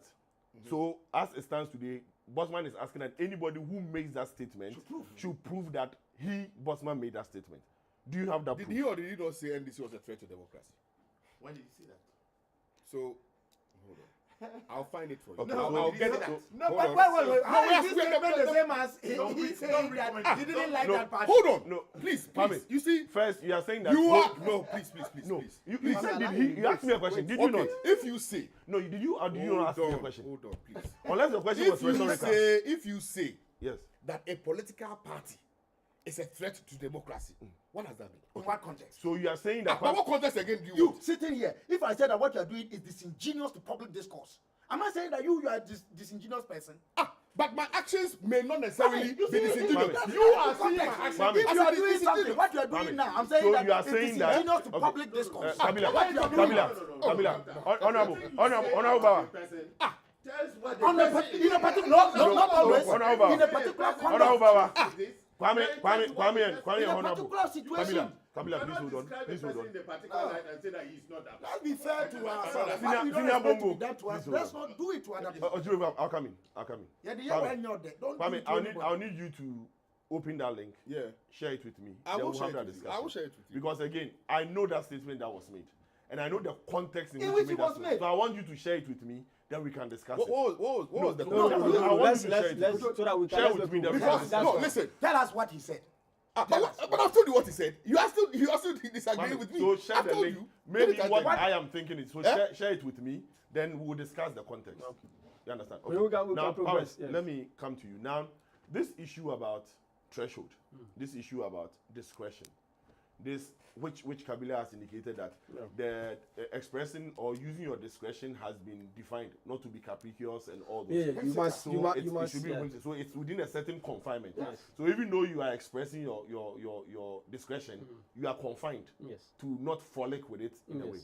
But my worry is, are we not setting people that are being appointed into constitutional bodies up, where I don't really know what it is that I'm going to do, that the next day somebody will tell me that this thing you are doing constitutes misconduct? Because if you read what the Chief Justice said, he said even though the allegations raise serious constitutional administrative questions, which means that there are some administration decisions you could be taking in good faith, but might be construed to mean bad. But exactly. Are we not setting people up? The thing is that if we want to remove anybody or a public office holder from office, we will do that. And I mean, you can remove it easily. With the current system we operate, you can remove anybody. And you see, Doc was referring to the constitutional provision which provides that you must, when in exercising discretion, you must not, it must not be too absurd. It must not be absurd. Yes. In fact, we've had cases where our courts have concluded that certain decisions were wrong. Administrative. Yes. Even though those decision makers thought they had exercised it within the framework of the law. So it is not as people say that, oh, you can do what you want. No, what you want to do must be within the framework of the law. But that is why we need the guidelines, particularly in deciding on whether to remove a chief justice. It's a major decision. Grave. It's a major decision. That is the head of the third arm of government. Co-equal. In fact, theoretically, it must be equal. So you are removing, even though you play a major role in appointing the head of the third arm of government, you must not be seen to be remote controlling the third arm of government. And I have said it time with that number, Kojo, that we've succeeded in undermining, or we've succeeded in using the powers of the executive powers to cause commotion in the country. Parliament has lost its touch. Now, when you listen to Parliament now, the Parliament is, we all know Parliament is a rubber stamp. Because any bill that goes to Parliament will not be dilated properly. That's not entirely accurate. No, that is. I mean, there are bills that have gone that have been rejected. No, there are the thing is that. Let's hedge. No. So I'm making this based on certain things I've seen Parliament make, certain laws I've seen Parliament make, which if Parliament had been given the opportunity to debate properly, would have had a better law. Sure. In fact, we have a number of such laws. Sure. How about the course with that? That if Parliament had an opportunity to debate, particularly my issue even has to do with the frequent use of the certificate of agency, where the bills are sent under a certificate of agency. From the executive. That's what I'm saying. Then, so it robs the citizens of the opportunity to properly come out with laws that will guide us.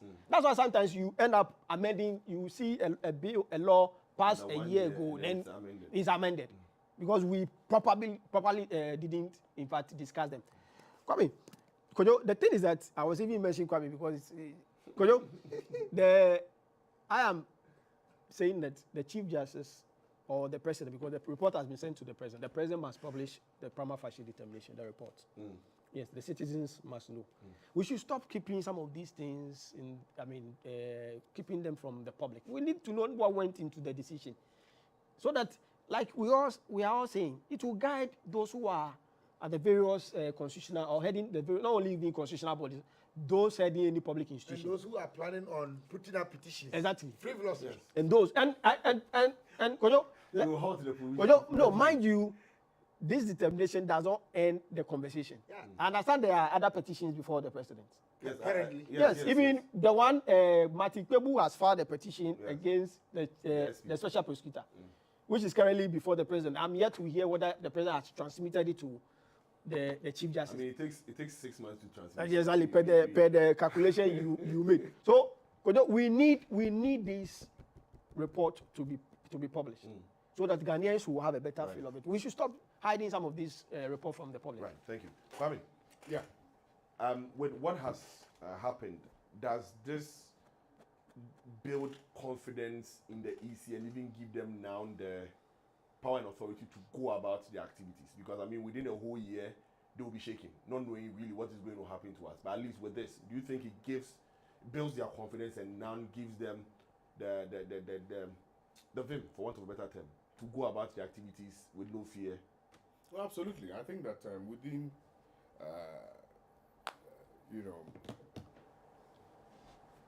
for the simple reason that now at least they have some clarity, in relation to the petitions which were forwarded to the president to be actioned on, and the outcomes of same. It will actually give them some confidence and some freedom to be able to work without any political interferences or so.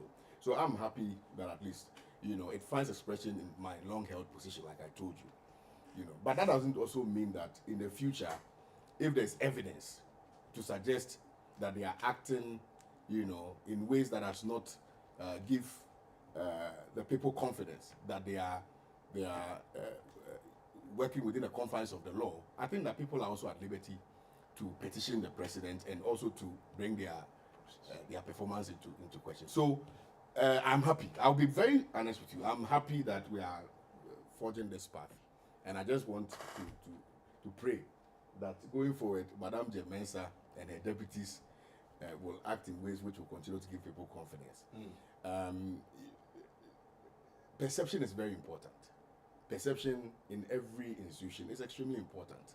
It is the same perception which some other political parties dwelled on for the removal of Charlotte Osei. It was perception. And that same perception could have led to the removal of Madame Jane Mensah. So this cyclical uncertainty, which has been truncated for me, makes me very, very happy that at least we have a government, or if you like, a government.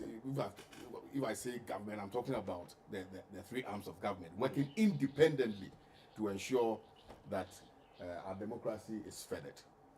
Okay, right. Honorable, you wanted to make a point. Yes, as a matter of fact, I don't side with him at all. And I believe that it's going to put more fear in them. Now you've made us see who the political person you're talking about. So, I mean, you live in a country where a government has decided to accept unnecessary and frivolous, petitions.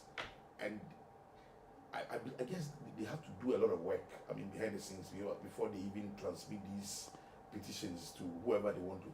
But the point is that the government has become you need to correct the president does not have that. He doesn't have the 146. He does not even vet the letters. Yeah, you can't even. He does not vet them. No, listen to me. Okay, I'm listening to you. Don't mind them. Yeah. But honorable, I'm listening to you. And the point I'm making. he doesn't say the petitions are free. No, let him. I'm a politician. I'm talking to you as a politician. Oh, okay, then. And I said to you earlier on that nobody can pretend we don't know what's going on. We know. We know who are behind these petitioners. We know who. I mean, see, the point I want. You say he's also congestion. No, the point I want to make. If you don't know, I'll let you retract. No. The point you should prove it. The point I want to make to you is that, and this is very clear. The point I want to make to you that this is going to put more fear in them. Because them here means them here means the EC officials. Okay. The elected commissioner and his two deputies. Right. And because now you know that you are not safe. I mean, you cannot do things you want to do. Easily. You want to always please or sing so on more the like same now hymn. the microscope is on them. Yeah, that's the meaning. And you have to always please the president and his government. That's what you have to do. And so it is going to make the EC very political now. That's what I feel and think. Because now they know that if they don't please the government in power, there are going to be petitions. A lot of petitions may come tomorrow, which may create problems for them because you don't know that because as we have established now, clearly we have established that the prima facie that was not established because of the fact that somebody decided to exercise a discretion that favors You are claiming that. Others have said different things. No, but that's the case. Because you cannot. That's your case. You cannot convince me otherwise. So the point I want to make to you, my brother, is that don't say this anywhere. That they will have some relief. No, it's not going to happen. It is going to create more problems for them because now they are going to think through things before they act. Interesting. No, please, let me finish. Hitherto, they were working independently. It was a commission. They work as a commission, not as individuals, as my brother Kabila said. So one person is not supposed to suffer like a problem or a decision of the commission. But now they have to be very careful because you know that anything can happen to you, any bad thing can happen to you. And as I said earlier on, I still stand on what I said earlier on, that we are politicians. I am a politician, so I know what happens behind the scenes sometimes. You can, as I said, I cannot pretend that people will just stand up from their houses and decide to write petitions against people. When political party leadership or senior members of political party had already made that intention when they were not in power. Right. So clearly, when they come to power, they are just going to find somebody do this for us, so that we will be able to push the agenda and get the thing done. Right. That's my point. So don't even say anywhere that they are going to have some solace. I won't say it. I'll come to you. It is not going to happen. Honorable, Ochimefi made a very interesting point, and I noticed also in the wording the Chief Justice used. Clearly, the Chief Justice tried to move away from commissioner and straight on commission. Thank you. So if you read, it keeps saying that the petition largely rests on conclusions of unlawfulness and bad faith without establishing at a preliminary level clear facts demonstrating intentional wrongdoing or a manifest inability to perform constitutional function. Even if the commission's actions or inactions are assumed to be erroneous, controversial or suboptimal, such shortcomings do not automatically translate into stated misbehavior. And so technically, the Chief Justice tried to move away from personalizing and making it more about the commission. And so I go back to the question, does this not further strengthen them to let them know that, look, we work together as a team. And so if we are falling as a team, and let's work together. Yes, I think that it does. The thing is that, look, this is a team of people that constitutes the commission. Of course, because for administrative purposes, you have a certain hierarchy. The executive heads. Commissioner and deputies and all that. And even up to the lower level. But they work together. And it cannot be said that in the majority of these things, individual decisions are taken without meetings or consultations before they are taken. That's right. So clearly, these were actions of the commission. That's right. And so it is important that in dealing with this issue, you have to distinguish between things done by the commission and then individual. That's why if you look at the wording of the constitutional provision, they talk about stated misbehavior. That for me will have to relate to personalities. Yes. You understand? And the commission is a personality. Yes, no, the personality in terms of the persons. Because the commission as its own will not be misbehaving as it were. Of course, it may be behaving in a manner that constitutes the incompetence or the inability of the commission to perform Will the as provided by law. The individual bit not come in when it is established that a decision was not taken by all? One person, or a decision was taken by one person, said, no, I will not go, and went ahead to do his or her, then that one will go as that person. That will go as stated misbehavior. Yes.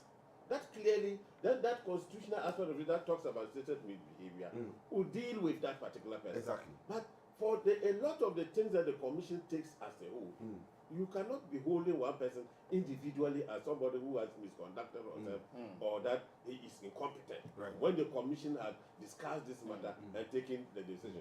So this should urge the commission to work together as a team and make sure that decisions that come out are decisions of the commission rather than individual decisions. So this goes to confirm what Honorable Ochimefi is saying, that the petition ab initio was incompetent because he was going at people for decisions taken as a commission. Well, I have not seen the petitions. I do not know how they were couched. No, he was not going against all seven. What evidence? Yeah, so they had their reasons why they went against three. But we haven't seen the petitions. You have not read, I have not read. We are not in a position to state the competence or otherwise of the petition. Right. What the Chief Justice is saying is that what they have said in those petitions do not meet the threshold. There's one thing to say that you have not proved your case enough. It's a different thing to say that your case is an incompetent one. Right. They're entirely different. Right. Okay. I wanted to come between Kwame and my brother. You see, Kwame's point that it's reassuring that this has happened, for them to go ahead and work, is valid. Okay, it's reassuring. Only that, Kwame then beats his own argument by saying, but he's whatever. But I think the important point is that it is reassuring and gives the confidence. And as my brother, Honorable Bongo, has said, as you read from the release from the presidency, the view now is that it is a commission. Right. And I think that's where I started. But at the same time, I think Honorable Ochibafi's point, which I agree with, except how he goes, the extent to which he goes with it, they should fear, because the office they are occupying is one of public trust.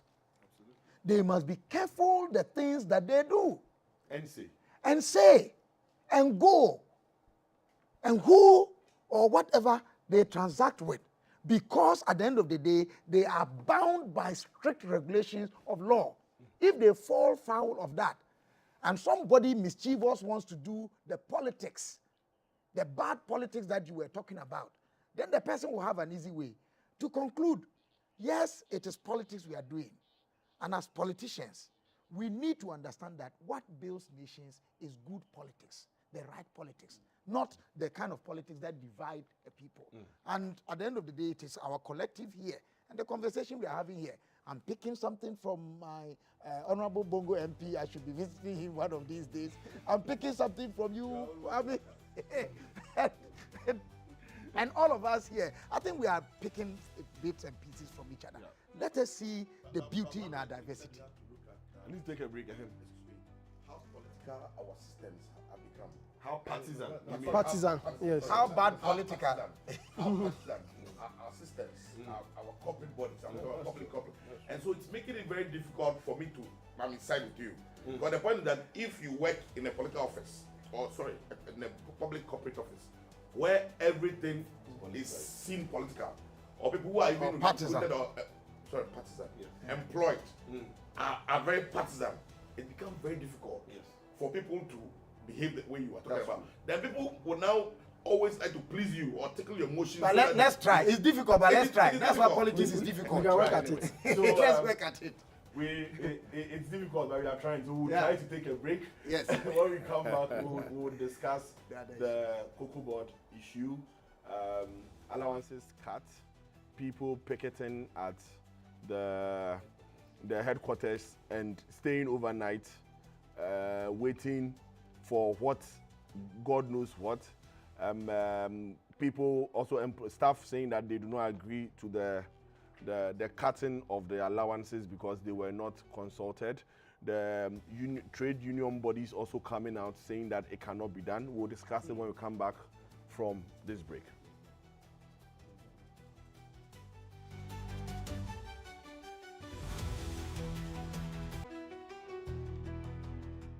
For decades, we have helped businesses connect with their trade partners all over the globe.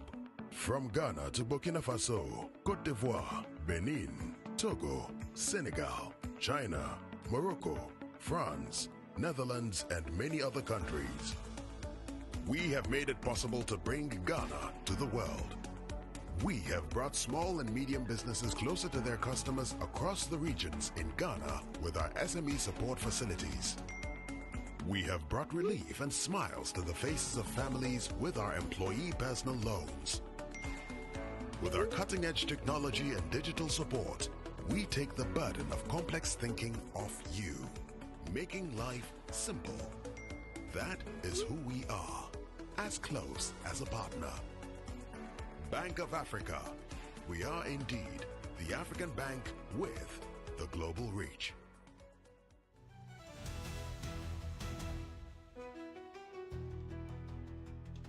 Have been given the mandate to fix the problem. But fixing the problem doesn't mean that you shouldn't tell the people the problem you came to meet. Somebody was saying that we saw all of that. Did we tell you that when we come, the cocoa price was going to fall? The young man who was there and was saying that we saw all of that and promised the people 70%. We promised them 70%. We didn't promise them a fixed quantum. And we have met the threshold. So who is deceiving who now? Ladies and gentlemen, go out and tell the people of Ghana the truth. The truth is that just like they collapsed the banks, the truth is that just like they collapsed the capital market, the truth is that just like they collapsed where we used to go and borrow money abroad to come and finance our country, we realized that they were at the verge of collapsing also Cocoa Board. And we are taking decisive steps to rescue Cocoa Board, make Cocoa Board better, and make sure that Cocoa Board performs the way we want it. For those of you who have been observing, you see, when Randy Abe was quizzing them as a journalist, they were not happy.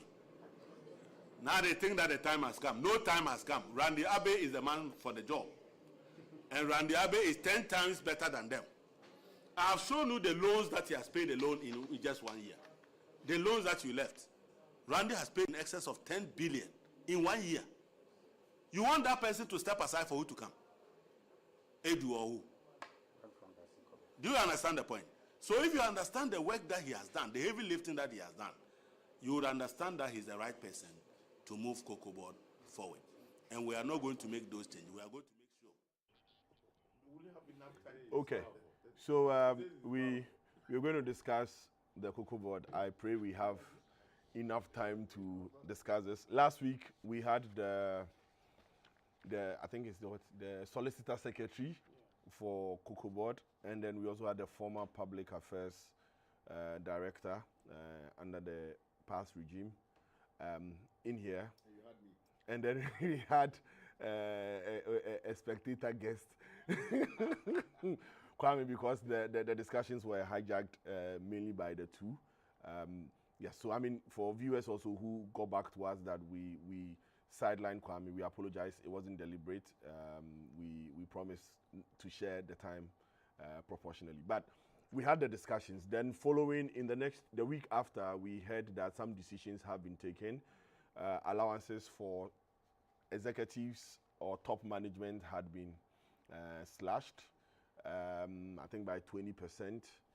And also we'll show on the screen the circular that sought to communicate that.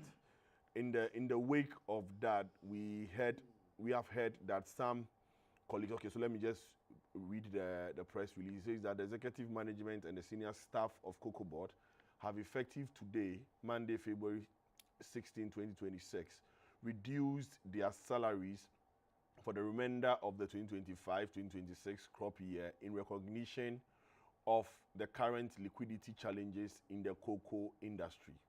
The executive management has taken a 20% cut, while the senior staff have taken a 10% reduction in their respective salaries. And I want you to pay attention to the wordings being used. We are talking about salaries here.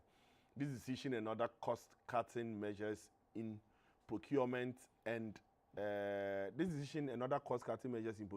a staff rationalization exercise are aimed at reducing the overall expenditure of Cocoa Board and aligning costs with revenue. Another thing I would want us to pay attention to is the bit about staff rationalization. If you do not know what it means, I would explain to you what staff rationalization basically means.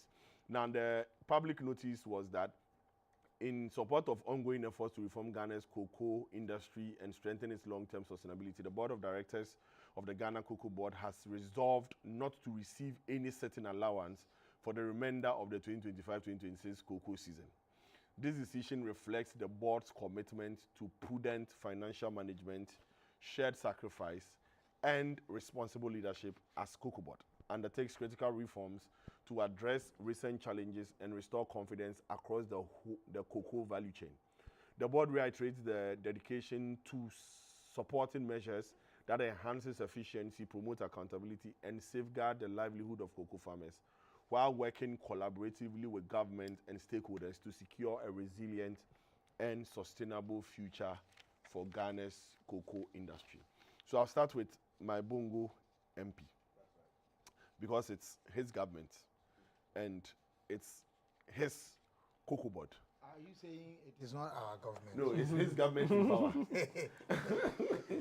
His party sponsored president. Okay. Yes. I mean, I should if we disagree with you because you say that we are. What did you say? I don't know. Anyway, but honorable, since it's your party politically that has sponsored the government in power, it was fair that I hear from you first. Now, two things I noticed in the press release. One is that salaries are being cut in a tiered form. The top 20%, the top 10%. And then there's going to be some staff rationalization. Staff rationalization in its truest form simply means two things. Either you are going to review the productivity of your staff and take a decision whether you have too many people doing little work or too little people doing a lot of work. So it results in two things. Three things. Either you keep your staff level, either you reduce people, that you sack people, or either you employ more. If it's going to be a cost management measure, then employ more would definitely not come in. So we'll talk on these two sides. But basically, what do we seek to achieve with this? How much really can be saved within that this crop season to be able to do whatever it is that we are looking at doing? Well, thank you. I think that nobody is in any doubt the current status of COCOBOD. Clearly, COCOBOD is struggling financially, particularly because it doesn't have the resources to operate the way it ought to be operating. Now, there are dangers. Dangers are that if it continues the way it's operating now, it may collapse. That is a danger.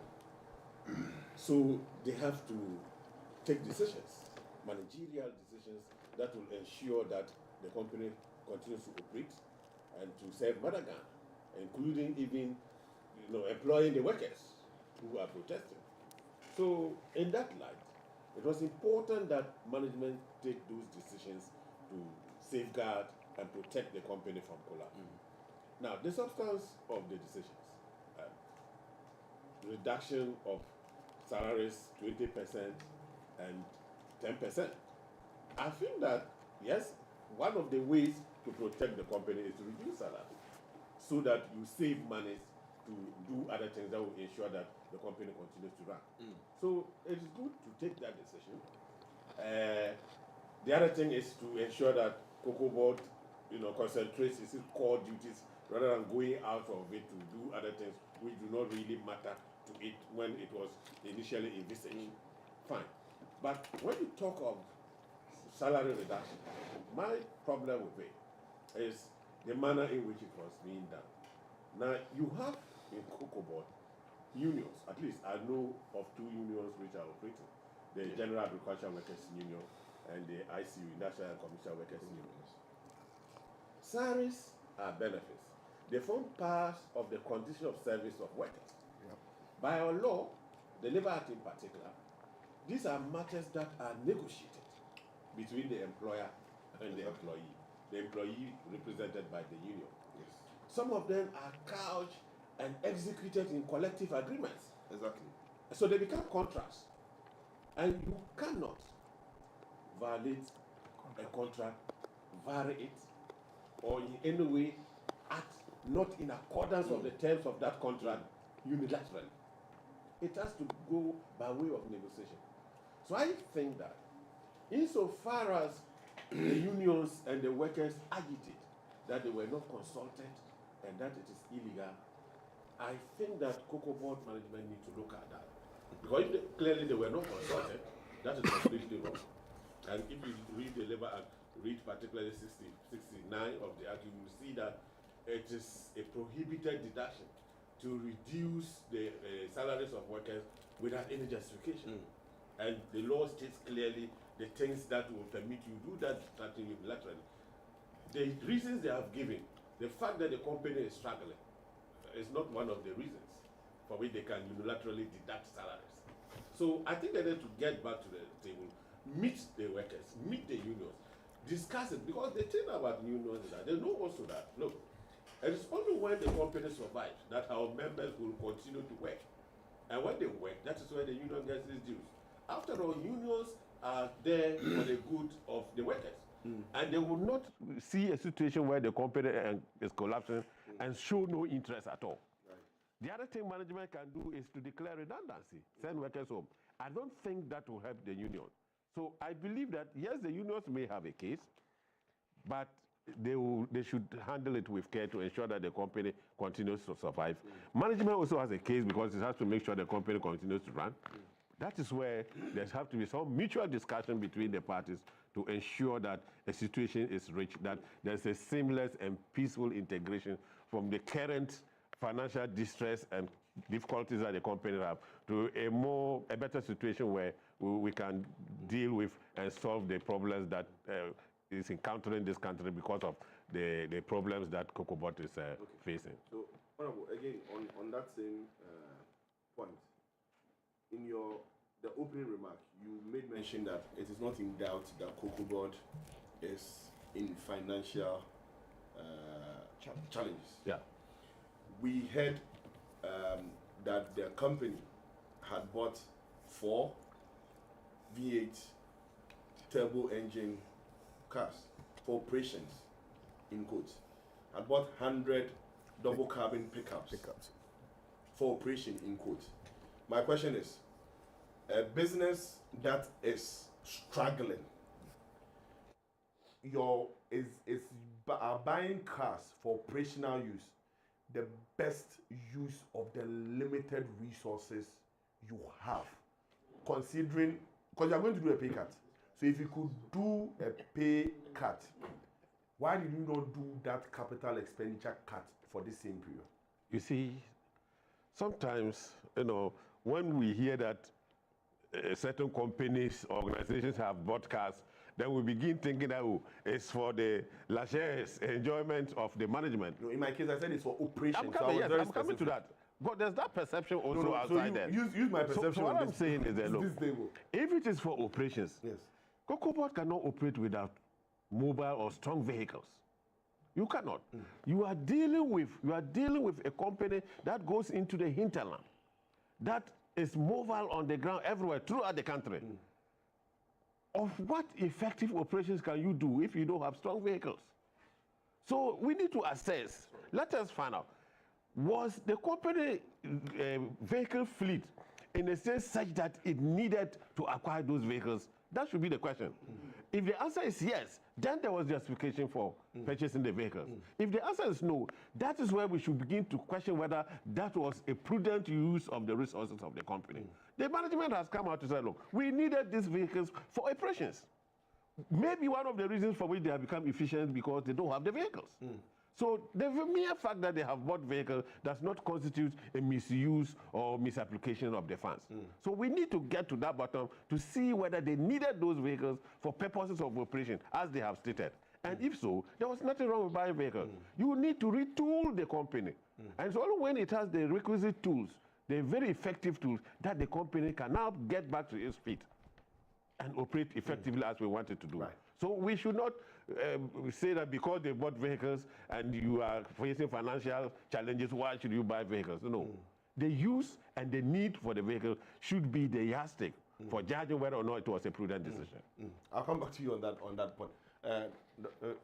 Doc, now on this issue about salary cuts, the Pensions Act is clear. If you read, I think Article 66, if I'm correct, it says categorically that under no circumstance should salaries be cut such that it affects your contribution payment to the scheme. And so I don't know whether it is basic salaries, because they said salaries have been cut. That's why I said that they're using the terminology salaries. It's a bit vague, because in our context, allowances sometimes are even referred to as salaries. But if what they are going to do is eventually going to affect even their contribution towards pension, is that not an issue? Of course, it's always your contribution towards a pension is always a percentage of what you take. I want to agree with my brother, Honorable Bongo, Charles, that there should have been a stakeholder engagement, without which management will have issues, and this should have been known and be open to the management. As much as it is a good response, or it appears that management is sensitive to the challenges coming up in the sector, it also undermines due process and the overall importance of stakeholder engagement that is necessary for organizational effectiveness and performance. So that said, I have seen some letters that the unions had written to management requesting for a meeting, and a response from management saying that the MD wasn't in the country and so the meeting should be deferred. This was dated 19th, so about 2 days ago. I understand Randy is out of the country. Yeah, to about 2 days ago. Whatever it is, both management and the unions are agreeing that there is a need for dialogue, conversation on this matter. And Kojo, you know, the cocoa sector is an important one in the development of our country and our whole economic conversation. The CDD report I referred to captured cocoa under economic restoration, sectoral transformation, and job creation. And I think at page 42 of their report, they say the good performances of the services sector, 8.8%, and agriculture, 6%, are driven by the digital and financial sectors, whilst agriculture is driven by stronger crop production and a rebound in cocoa. That is first. Next, they talk about what illegal mining activities are doing to destroy cocoa farms, which will have a damning effect on this economic picture that was pictured. And again, this is how they capture it. Over 19,000 hectares of cocoa farms destroyed, and national production halved from 1 million tons to 430,000 tons in 3 years. This is again the issue. And in conclusion, they say that Ghana faces an environmental catastrophe, 50 forest reserves invaded, rivers poisoned, cocoa production halved. The report has always tied cocoa to how our economy performs. And this is something known to all of us over the years. And it talks about the fact that there is a need to position cocoa and cocoa conversations in a proper context. That said, what are the issues that are bedeviling the cocoa sector now? Some of them are known to us. They've been researched and they've been published. Yesterday, I had the privilege of meeting with my elder brother and good friend, Nana Amwama Hene, who is also a cabinet member of the Otum Force Kumasi team, who is a cocoa, if you like, expert, and has been MD of the cocoa processing company before, CPC. He used a term that cocoa is a free radical scavenger to antibiotics, toxins within our system. And that he had held in processing some product that during the COVID period, he used it and never had an issue with COVID. So cocoa is very important. We use it for soap. We use it for so many other things. Cream, liquid, drink, food, and so on and so forth. But the point he was making was how we reduce cocoa conversation to needless political posturing. And I gleaned from his conversation that our leaders must be warned what initiatives we are taking that will make Ghana truly independent. He juxtaposed President Mahamad's recent public conversation that we're going to keep 50% of our cocoa beans here to add value and make them more valuable and profitable to us, to what President Akufo-Addo said beyond aid and what they did in cocoa sector during that period. He said they're essentially the same. In fact, it's a continuation. adding that governance being a continuum must be the order of the day and of good politics. At the end of the day, are we not seeking to build the same nation? Fair. And some of the communication, the things that are said to put somebody down and raise another, purchasing of cocoa, he said, no regime, no government has used any of the methods stricto sensu, if it is forward purchasing or what they call spot buying, or for even today that we say we are doing spot prices, we are doing some of the forward sales. And when the people in the past said they were doing more forward sales, it was 60 to 70% forward sales and 30 to 40% spot price. So, and none of these systems is foolproof because there are international factors that we have no control over. The point is that the conversation must be more forward-looking than the way we are making it. And I talked about why our president should be careful about intentions. President Kufuor, President Kufuor, when he said Ghana beyond aid, the West wasn't happy. And I can tell you that President Mahama saying that we are going to keep 50% of our bees here, the West will not be happy. Because what it means is that it can cause shortage in the world market. It can also affect the growth of their economies. Right. And they will not give you the advantage to do that. And I go back to Kwame Nkrumah. When he started saying, we want a freely independent Ghana and Africa, they said, oh, that's what you want, we'll give it to you. His end came. Our leaders must, and recently what happened to Gaddafi when he was talking about Africa. So we intend to do good things. I would plead that we let our actions speak louder than our words. It's a caution that let's do more and let our works be the professors of what we intend and to do. And to conclude, the issues currently that are before us have to do with political promises made, catching up reality, or reality catching up with political promises made, and how we want to come out of it without admitting that certain things were said that ought not to have been said, or certain things were said that were said in excess. Should not have been said that way. You understand? For me, that is the whole matter here. And for those who are also thinking that it was done to us in the past, so we must also do it now, it is the same thing. It's counterproductive. Because this political thing is a cycle. President Mahama, with all due respect, will not stay in power forever. Nobody. President Akufo-Addo came, he's gone. President Mahama came before him and left. Now he has come back. Nobody knows what the future holds. President Mills did not even finish his first term and was called by his maker.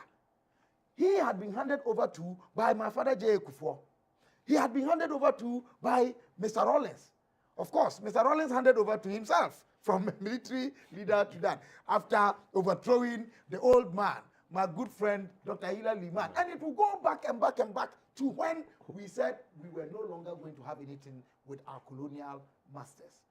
What we need to accept is that the ideas that will build this country, Kwadwo, do not sit in your mind alone. They don't sit in the mind of my brother Kwabna here alone, even though we are all the same Kwabna, and we know that we are great and full of grace. It doesn't sit with us. Kwame, with all his godly name and this day being the day of the Lord, doesn't have all the wisdom. So are my two honorable members of parliament there. That's why they belong to different sides. So the lesson I want to push to Ghana is what stands best in the name of Usain Bolt.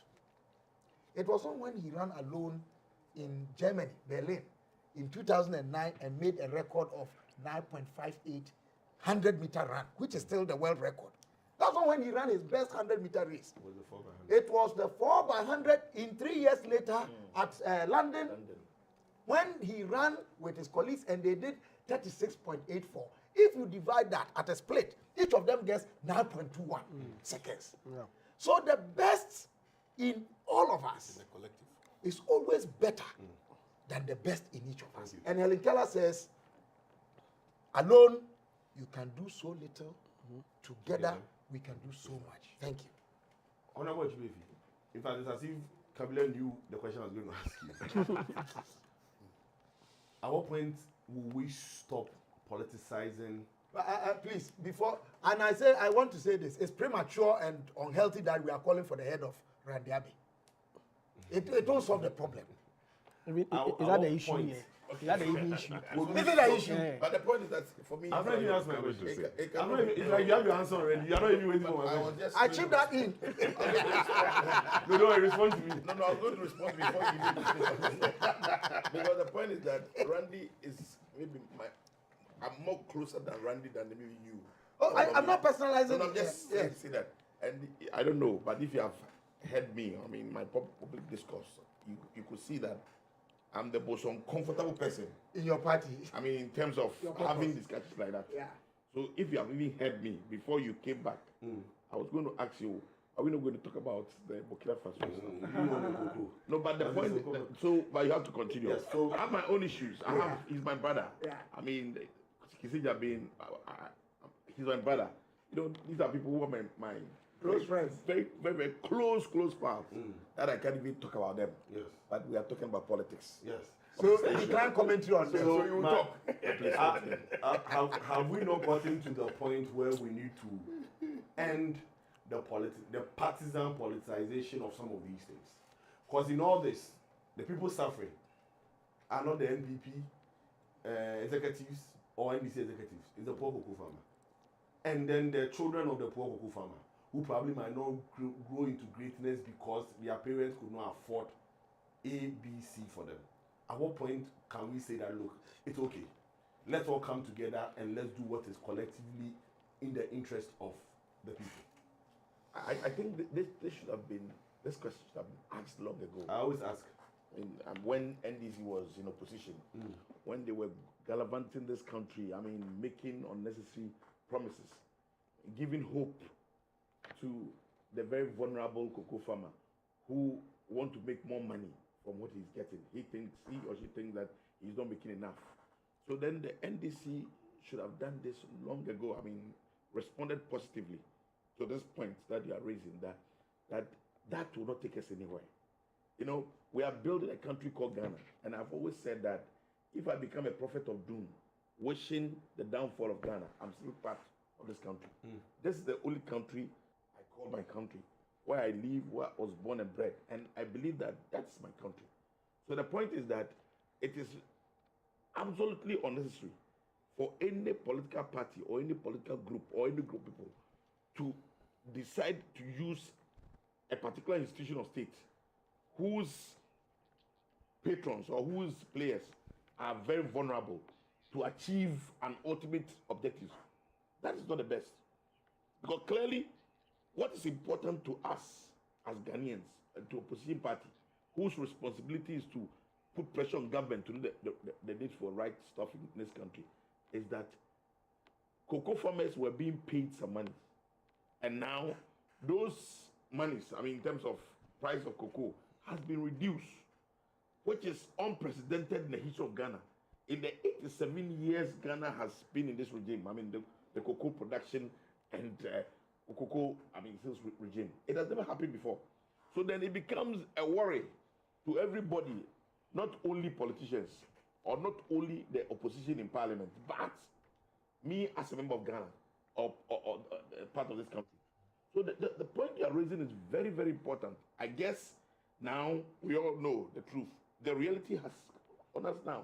Whether we like it or not, the political party that is ruling this country has poorly failed this country. They failed the people of Ghana. They failed the good people of the cocoa communities. Cocoa communities, not only the farmers, but the stakeholders, those who are also there, the traders, who are not getting enough. The value chain. Right. So it's a problem, and I truly and wholeheartedly believe that we have gotten to the time now. Ghana must shift the paradigm. whether we like it or not. We must move to a state where we see ourselves as not trying to use the downfall of one political party to achieve our own success. Then we will. So now look at the NDC.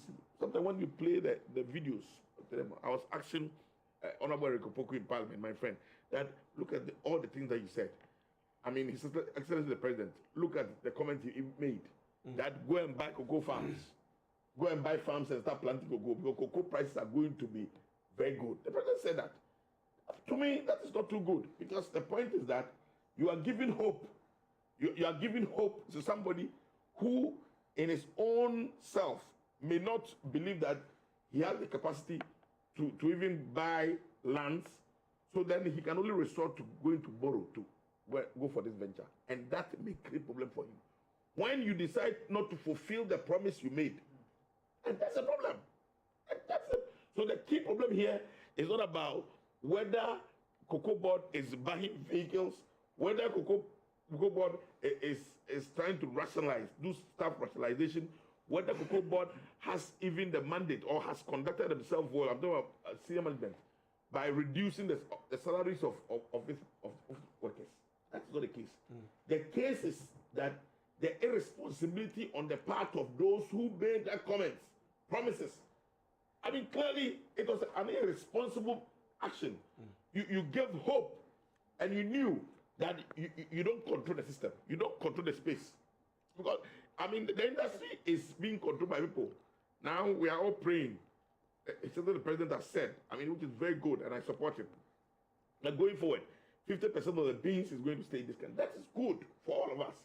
But it's good. I mean, it's going to create a lot of opportunities for Ghanaians. You know that there are almost all the big cocoa processing companies in Ghana. You know, I have been the CEO of Ghana Free Zones before. So almost all of them are foreign businesses here. So I always say that in my tenure as the CEO of Ghana Free Zones, I used to say that what I want to capacitate the strength of local, I mean, entrepreneurs. Give them the strength to become big boys, so that when these people decide to even exit the country, we still have the capacity. Ghanaians will have the capacity to acquire these businesses that are on this soil.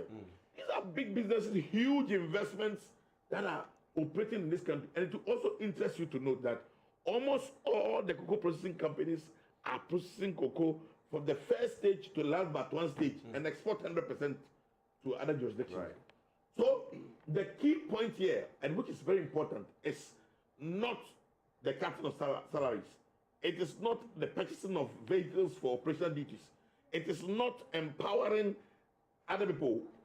It is not the spendings, because it's a corporate body. They have to spend. They don't have a choice. They have to pay bills. The business is running. But it is the irresponsibility on the part of politicians who knew that they don't have control over the cocoa space. They don't control.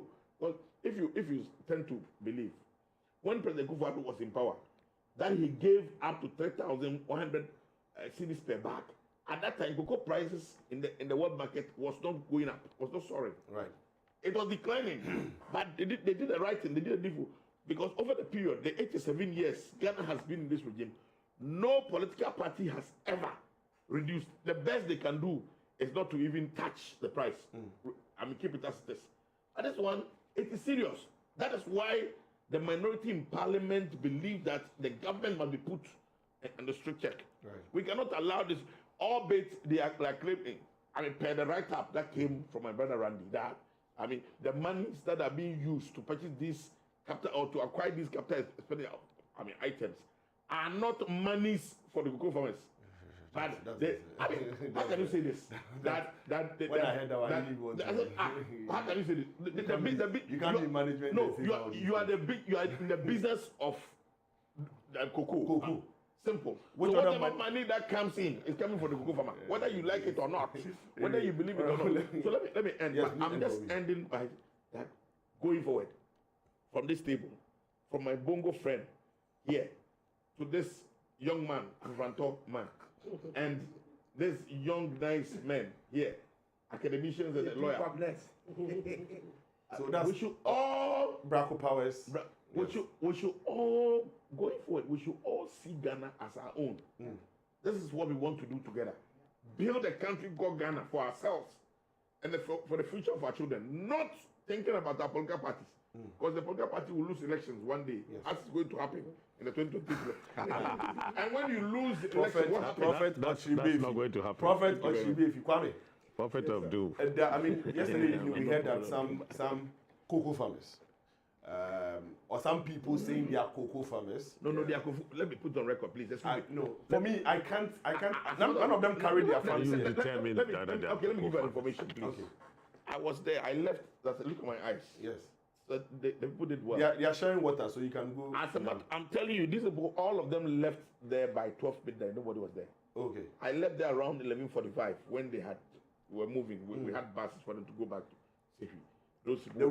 So they were bus. Like, those who went there to help them. So the point of, because they came from Sefi. So there's not like people are circulating this falsehood that these people are not cocoa farmers. They are cocoa farmers. So I am not circulating. So I'm telling you that they are cocoa farmers. All I'm saying is that not independently somebody can come. I can say for a fact that you're a member of parliament because I know.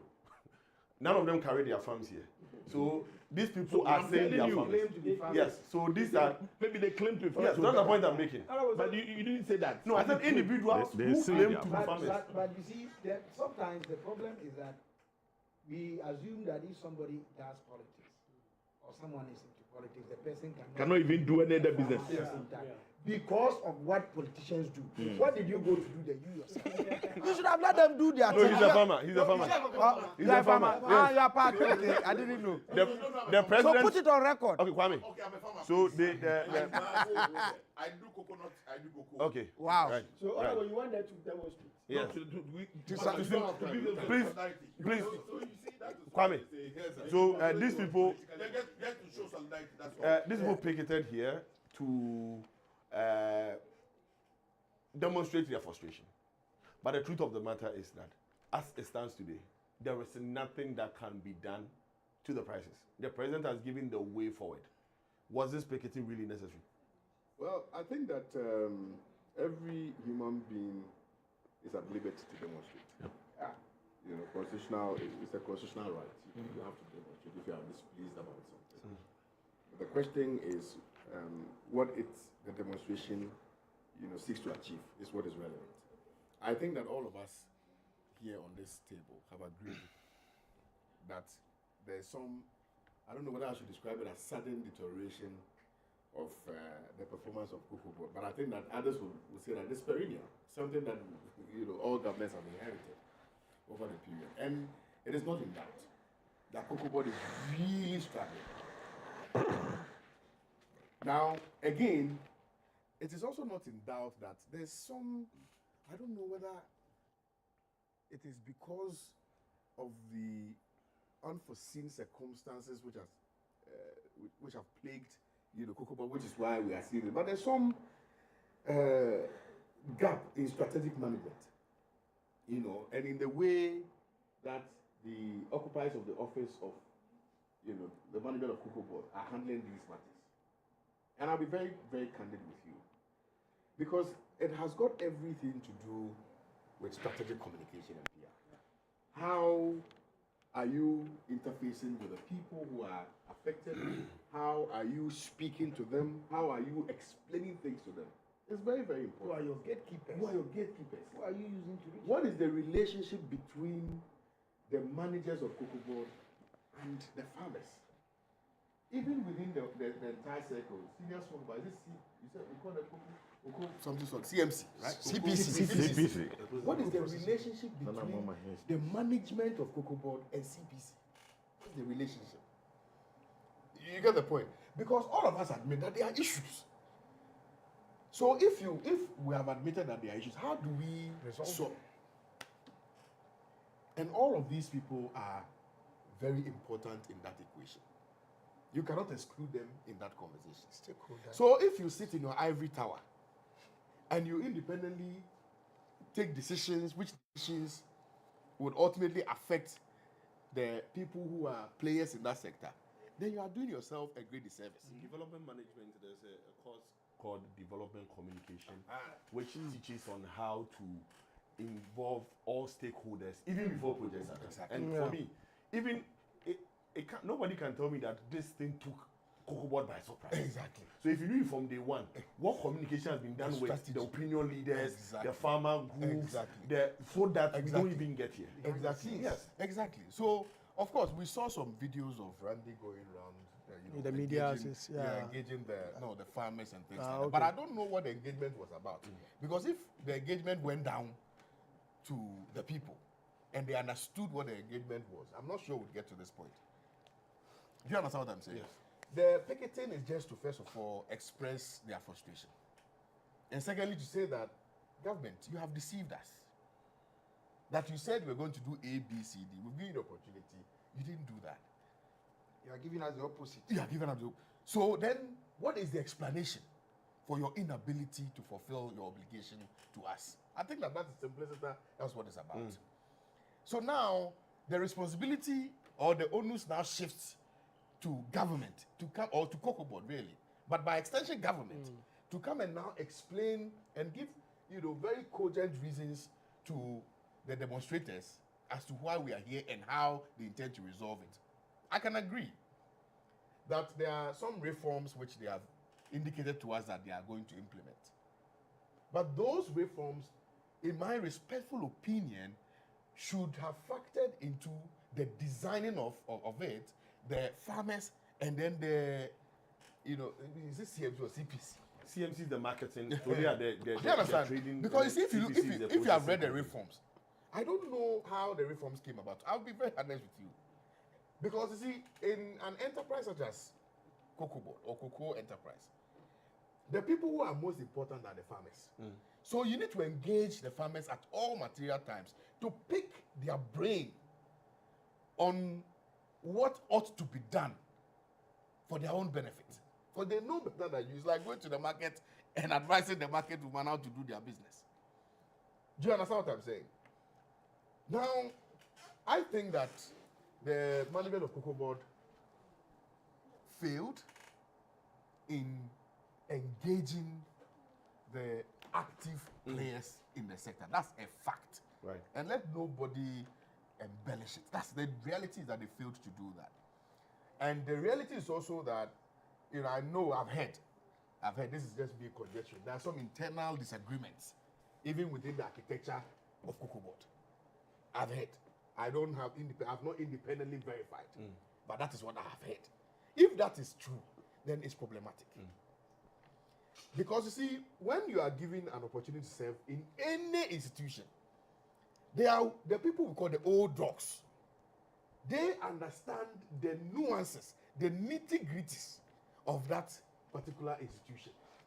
And when you go, you find a way of working with these people. Right. You find a way of ensuring that your ego does not come into play when you are engaging these people. Because they understand it. They can mess you up. I am saying that the plummeting of the prices, in my respectful opinion, is something that perhaps was known to the people who are there. I'm sure they would have. They knew the experienced people. They knew that this time around, if you're not careful, the prices will plummet. So let's sell. Let's do this. You engage. But if you go and maybe you act as though you are the sole repository of knowledge and you want to reset, of course, reset is good. But you cannot reset without carrying the people along. Finally. Okay. And make that final for me, sir. I am respectfully going to do that. You see, this salary cut, the question, is how would the salary cut aid in the resolution of Cocoa Board challenges? How does that solve any problem? Because what you have done is that you have actually also compounded your problems. You are now having to deal with the farmers and also having to deal with your employees. How can you possibly, handle that? So I'm saying that it is more of strategic mismanagement of the situation. Right. And Cocoa Board's inability to properly, strategically communicate with all the active players in that sector, which is why we are here. I want to now say that I urge Dr. Randy Abbey, because of course, and I want to join my big brother in saying that it is too early to call for his head. But even though we are advocating for him, he must also listen and jojo and reach out. And reach out. Okay. You know, so that the company will work and benefit, you know, our farmers. I saw my brother Honorable Bawadua. For the first time. Every time you keep on doing it. You know when senior lawyers look at you, hey, have I said something? So, forgive me, I'm getting close to my closing time. And I have one more topic to just speak on the tomato issue. But this, everybody is talking about the reforms, government is talking about the reforms. We heard that there was an emergency cabinet meeting. Yes. So emergency means that it was not planned. Yes, it was then the people urgent. go into the meeting and they take a decision at an emergency cabinet, which is supposed to be the long-term plan, which supposes or gives an indication that is this a well thought through plan? Decide, like, because Kabila gave an indication. You even come now to say that 50% will be processed here, has a replicating effect outside the shores of this country. Do you think, I mean, and this is not the first, we've taken decisions, nobody should buy shoes from outside for the military, we saw where it ended and all those decisions. Do you think this so-called reforms can stand the test of time? Please do this quick for me. The thing is that reforms are good. In fact, they help to strengthen the system. I support this reform, but I begin to ask myself, were the farmers consulted? The chief farmer was there, Eric Opoku. Stakeholder engagement. Is it the Eric Opoku? Is it the chief farmer? So the farmers, I'm talking about the direct farmers, those who will be affected by these reforms, were they consulted? And you were articulated. This was just something like a midnight decision, even though it was necessary. But you know, when you you mentioned development communication, you must start from the ground up. But this looks like a top-down approach, which is why we are where we are, because the farmers are not happy. The decision to reduce the farm gate price from 58,000 cedis to where we have, I think the farmers should have been consulted. Even though I agree that we should reduce the farm gate price, because today, if you check the IFC markets, the cocoa is trading between $3,000 to $3,500 per ton.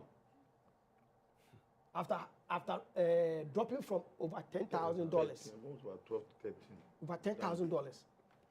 So it is no longer sustainable to be paying 58,000 cedis for a farm gate price for cocoa per ton, which is why I agree that the reduction was necessary. But it was supposed to have been done in consultation with the farmers. But beyond that, it is important for the government to understand that the farmers have an accrued right. The beans that they sold to Cocoa Board, that is the beans the LBCs bought, which has been given to Cocoa Board, they must pay the 58,000 cedis farm gate price, because that's an accrued right. The reduction should not affect what they had sold to you. I think that's the case. And no, so it should be the basis. Now, because the thing is that this is not a scandal. You see, this is not a scandal. And I've heard many, some senior officials in the opposition, New Patriotic Party, trying to make a scandal out of this. This is not a scandal. This is a major problem that we have to deal with as a country. It's a crisis. You get it? It's either we deal with this issue today or we deal with it tomorrow. And it is better we deal with it today because the issue has come up. And I've also heard many try to rope in the deputy CEO in charge of, administration, finance and administration, Ato Boateng, because of his company, Atlas Commodities. I'm coming. I'm saying I've heard people try to rope in that conversation. Someone has petitioned Shraj. You see, let's a waste of time. You see, I'm raising this because I think we are trying to, distract the conversation. In fact, we are trying to dilute the conversation. The importance of it. Because we have a major issue to address. Let's not be dealing with this petty partisan politics. It's not even true. The thing is not even true. No, if you're honorable, granted it is true that he owns Atlas Commodities. Used to. Does it mean that if I have a company, or if I am running a company, let's say I was running a company in 2016, and I've been given an appointment in 2026. Are you saying that? And I've resigned. And I've resigned from the company. Are you saying that the company I had been appointed to head cannot deal with my previous company?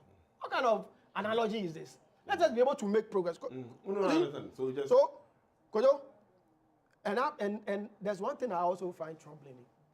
Cocoa Board has not been consistent in its communication. Cocoa Board, headed by Dr. Randiabi, has not been consistent, and that is affecting the conversation. You hear the PRO say one thing, you hear another person say another thing, you hear Randiabi say another thing. Consistent communication. If you have dealt with crisis management, you know that consistent communication is very important. True. They are saying so many disparate things, and it is affecting the conversation. Yes, but your microphones are on. And it's affecting the conversation. Then, Kojo, your last one. My last point. I beg you. I know. I've seen the lot. I've seen it. He has a whole. I'm telling you, Doc. So, Kojo, the pay cuts. I think this is a populist approach. Yeah. It's a populist approach. That I agree. It's needless. It's needless. It's a populist approach. Because you see, like Kwame said and Doc has hinted, you are having to deal with now your own employees. Because of this. I see you. People say you are doing Kojo before I realize it's Kojo, okay. and that's why it ended. Honorable, I mean, just because you mentioned this issue about the free zones, why are we still importing tomatoes and going all the way to the northern part of Burkina Faso? These people who have been doing this trading has been doing the trading since they were young people. Yes. Even if we have enough here, they will still go. It will also interest you to note that when the thing happened, you know, my concern about Congo is shaking. Two of my constituents I disagree. were involved. Oh, and there's wow. Yes, involved in the seven or the rescued. The one survived. One survived. One died. Wow. So you always see me at the hospital, 7 hospital. As a matter of fact, I am now always with her at the hospital. And the truth of the matter is that if I had not gone, another batch or some people were about to go when the thing happened day after. That's how serious the thing has become. And have written officially to the president, I'll submit it on Monday, that we have to look at this again. Now, thankfully today we are going to do the new bill for GIPA. Now it's going to be an authority. So from here I'm just going to. Oh, okay. So it's going to GIPA now. Yes. Okay. We are going to work on it.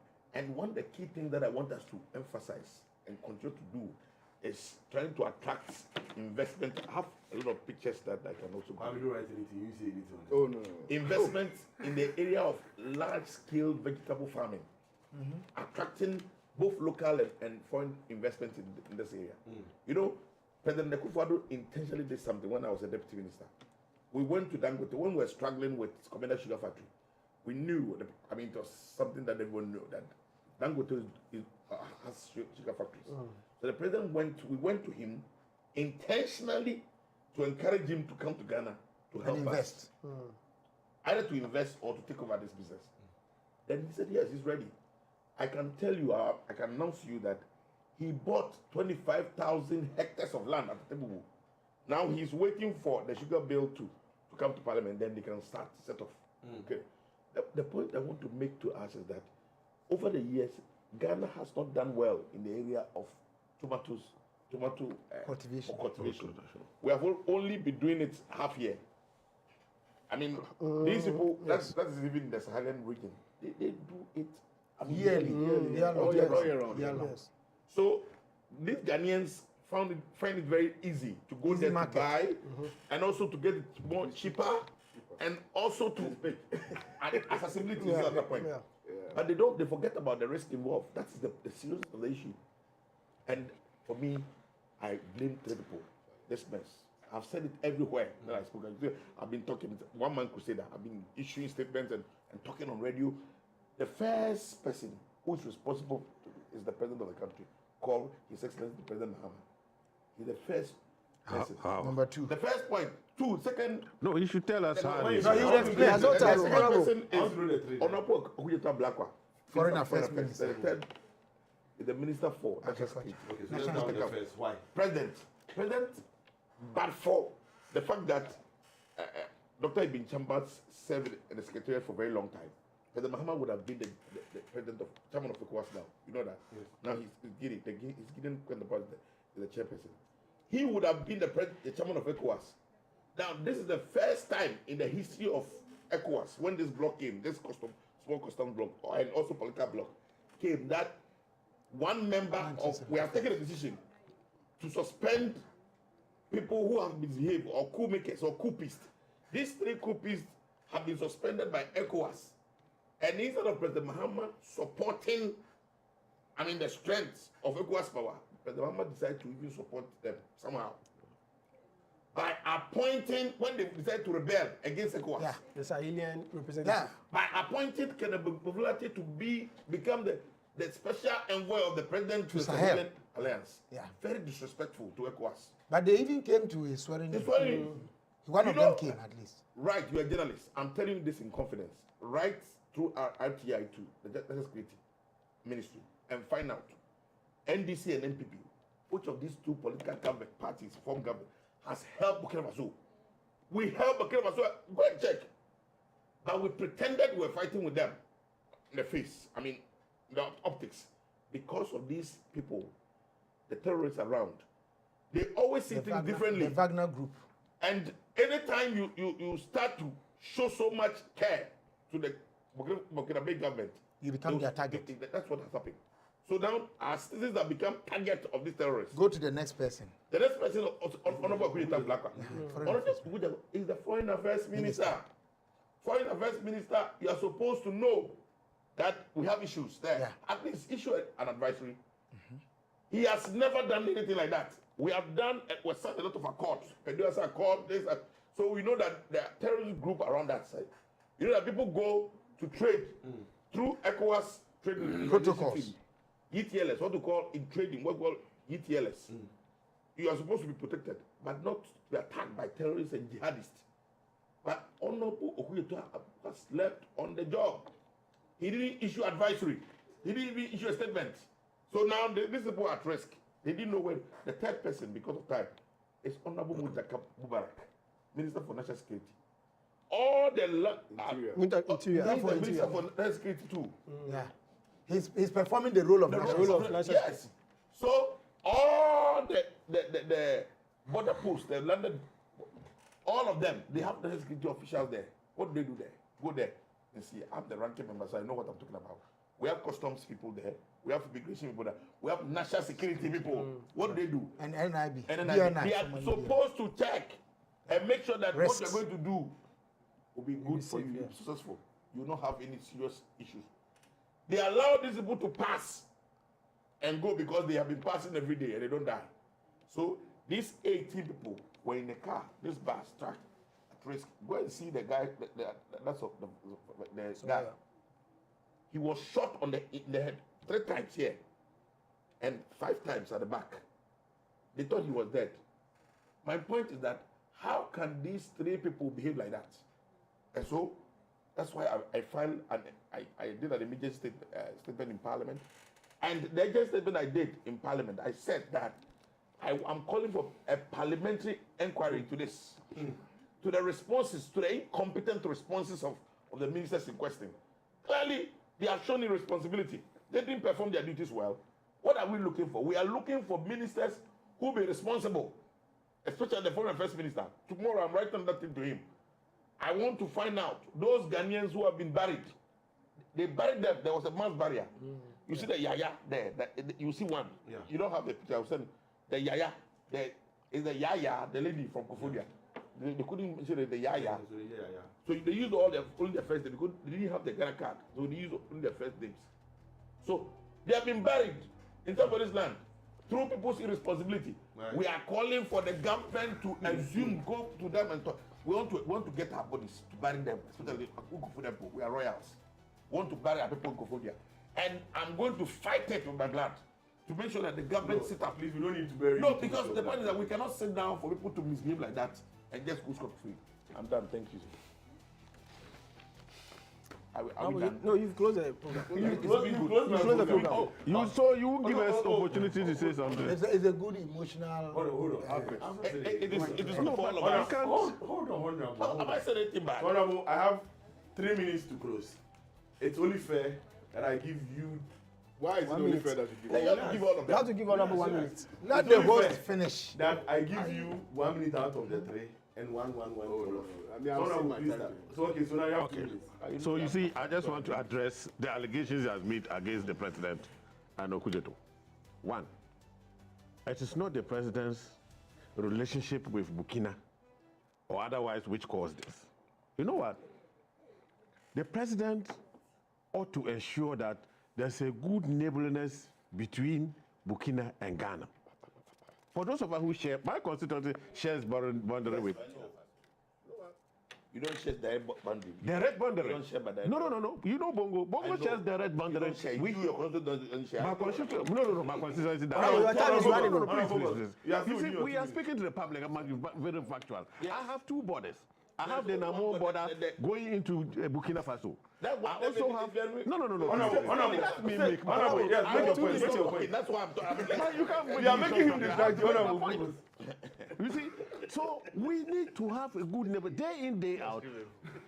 Burkina Faso crossed into Ghana and Ghanaians crossed into Burkina Faso.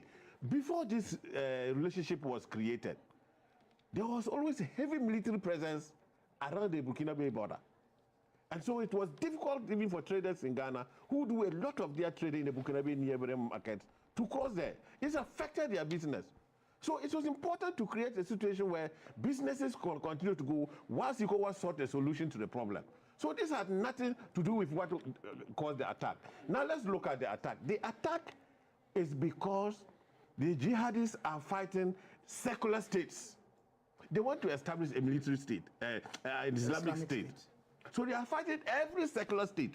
So it is immaterial where you were Ghanaians, even if they were Ivorians or Togolese, they would have attacked them. Because that is because no, please. It's not true. No, please. Are you ruling out the Wagner group? Privy to this information. The Wagner group. Honorable, continue. You see, so I'm not doing politics. Honorable, continue. So the traders went too far. The truth of the matter is that the jihadists have now come further to Burkina Faso and taken more land than they were. So where the traders used to get to, it is no longer safe to get to those places. So that is why I think that they should have had some information regarding the current state. You are agreeing with him. No. Intelligence. Intelligence failure. I'm analyzing this thing objectively. Yes. You're not. You see, no, please. Yes, you do objectively. Please. Honorable, 10 seconds. Not allow me to make a point. We are listening. Yes. You see, so if you go further than where you should have gone to, you are susceptible to these attacks. They are attacking Burkina Faso soldiers. They are attacking even churches. Are churches also doing politics? But because they are attacking the secular states to establish an Islamic state. So anybody who goes there, you are not an Islamic person in their sect. You are a subject matter of attack. So all you are saying that somebody ought to have informed them at the border that you can go this far and don't enter into this zone. Basically. What I'm saying is that the area of danger has now come further than it used to be. Yes. And it continues to come further because it appears that the Burkina Faso military is not able to control their border. So what do? That is why we need to establish the farm, tomato farms and all that here. And he said that even if we increase tomato production in this country, it will not prevent it. Thank you very much. Because thank you very much. There's no way they will go there. Okay, I understand that my team said they will give me a few minutes for the three of you. So Kwame has seated. Kwame, you seated your time. So yes, I'm not. Paris. Koyo. The thing is he when you shake your head like that, it means you are going to don't. No, I'll be. Burkina Faso has been a dangerous territory. In fact, it didn't start today. So when I'm told that the insurgent group is now moving downwards, it's not a new development. We knew this. Don't forget, during the 8-year rule of President Nana Addo Dankwa, there were terrorist attacks in Burkina Faso where we had major concerns. Do you understand? So this we should rather blame our intelligence gathering institutions for failing the country. Because they were supposed to have known what was going on. But they didn't know. And you see, so it's an unfortunate development, one which requires more answers than we have been given. Okay. We want the president and the national security minister to be telling us more. So 2 out of the 3. Doc. Or just to, take it from what my brother said, or maybe they knew but failed to take the right steps to preempt that. Okay. One of the strategies would be either to pull out, or if the people were going to go, you assign envoy or what do you call it? Escort for them. Yeah. Or even plant people who are armed within them. But that said, I think there's a need for us to look at this in terms of the geopolitics. It is not only the jihadists that are operating in Burkina. We have the Wagner Group. Yes, the Wagner Group too is there. Which is, and I don't think that anybody can identify me as a Christian. No, by looking at me or by the kind of car I drive. Yeah. So I want to reject the suggestion by my brother Charles, Bongo MP, Honorable, that just on the face of it they will shoot at you. There must be something, and that's where. Did you listen to what the trader said? Thank you. When they came, they started shooting. Thank you very much, Honorable. We are ending. We have this discussion when we close, but they can't hear you. Thank you very much for the time. Thank you to Dr. Kwabena Bonfe. Honorable. Thank you. If I'm the speaker, I'll tell you are out of order. Thank you to Dr. Kwabena Bonfe, to Kwame Owusu-Danso, to Austin Kwabena Brako Power, to Charles Bawadua, and to Michael Ochre Befi. Thank you. Enjoy the rest of your weekend. See you same time next week. Bye-bye.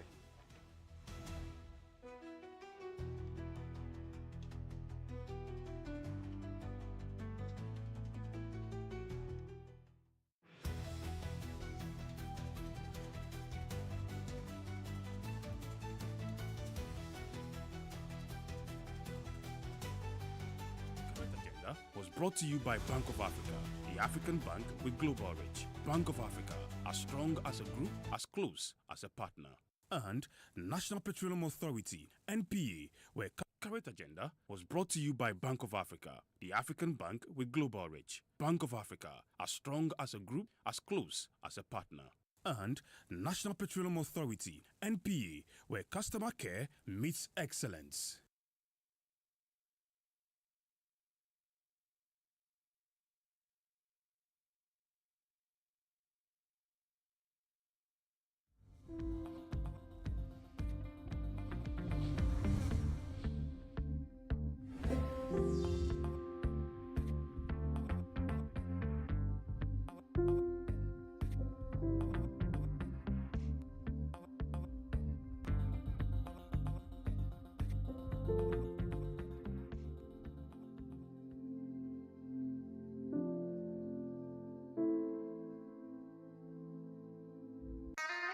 In 1965, Ghana chose her own value. From cowries and pounds, the city was born. Our pride in our own hands. It flowed through markets, palms, and memories, and became part of daily life. Through every season of change, the city has remained a constant in Ghanaian life. In 2007, we took a bold step, ushering in a new era of confidence and stability. Today, the city lives in banks, markets, and apps, rooted in tradition, shaped by history, carried by innovation. 60 years on, it remains our heritage, our identity, our pride. Know the city. Keep it clean. Meet Kwame. He's not just any Kwame. He's Kwame the TV license legend. Kwame knows that by paying his TV license, he's supporting GBC, our public service broadcaster, and he's making a real difference. Kwame's contribution helps bring our communities closer together. Because of Kwame and others like him, we will all have access to amazing TV programs, educational content, plus broadcasting infrastructures are maintained, and our culture is beautifully promoted. So GBC is asking all to respond to this civic obligation and pay your TV license fee. For individuals, it's 3 CDs per month or 36 CDs per year. If you have multiple sets, meaning 2 or more in your household, it's 60 CDs per year. For commercial institutions, it's your number of TV sets by 36 CDs per year, and you pay the invoiced amount directly to GBC. So let's all take a moment to appreciate Kwame, the TV license legend. Wherever you are, just dial *447*333# and follow the prompt. It's your civic duty, so pay your TV license today. GBC, the authentic and trusted voice of Ghana. We shall tell our own stories, narrate our own details, watch the continent with our own spectacles and through our own lenses. We shall tell our stories better, the ups and downs, the pleasant and unpleasant without a slant. Stories from Africa, by Africans, told by Africans, understood by the world. All this and more within Africa on Tuesdays and Fridays at 4:05 p.m. on GBC News. Within Africa with Maltiti.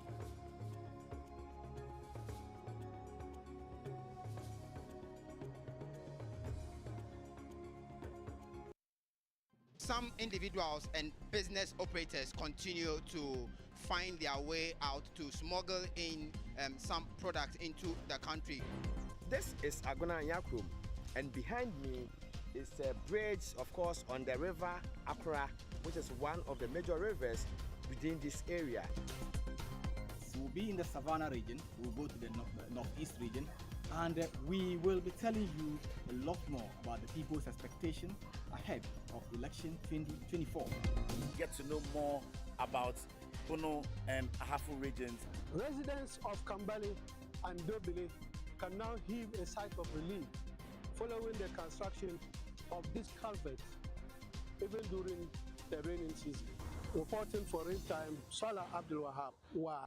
It is also anticipated that within the next 10 years, Okwasi and its enclave will become self-sustaining, self-reliant economically, socially, with or without gold mining activities. These children are looking up to God, they are looking up to central government, they are looking up to you and I to have a convenient learning environment for them to be able to rise up to be responsible citizens in this country. Real Time, your eyes to the regions. Showing on your screens from Monday to Thursday at 11 a.m. and on Fridays at 1 p.m. In 1965, Ghana chose her own value. From cowries and pounds, the city was born, our pride in our own hands. It flowed through markets, palms, and memories, and became part of daily life. Through every season of change, the city has remained a constant in Ghanaian life. In 2007, we took a bold step, ushering in a new era of confidence and stability. Today, the city lives in banks, markets, and apps, rooted in tradition, shaped by history, carried by innovation. 60 years on, it remains our heritage, our identity, our pride. Know the city. Keep it clean. Meet Kwame. He's not just any Kwame. He's Kwame the TV license legend. Kwame knows that by paying his TV license, he's supporting GBC, our public service broadcaster, and he's making a real difference. Kwame's contribution helps bring our communities closer together. Because of Kwame and others like him, we will all have access to amazing TV programs, educational content, plus broadcasting infrastructures are maintained, and our culture is beautifully promoted. So GBC is asking all to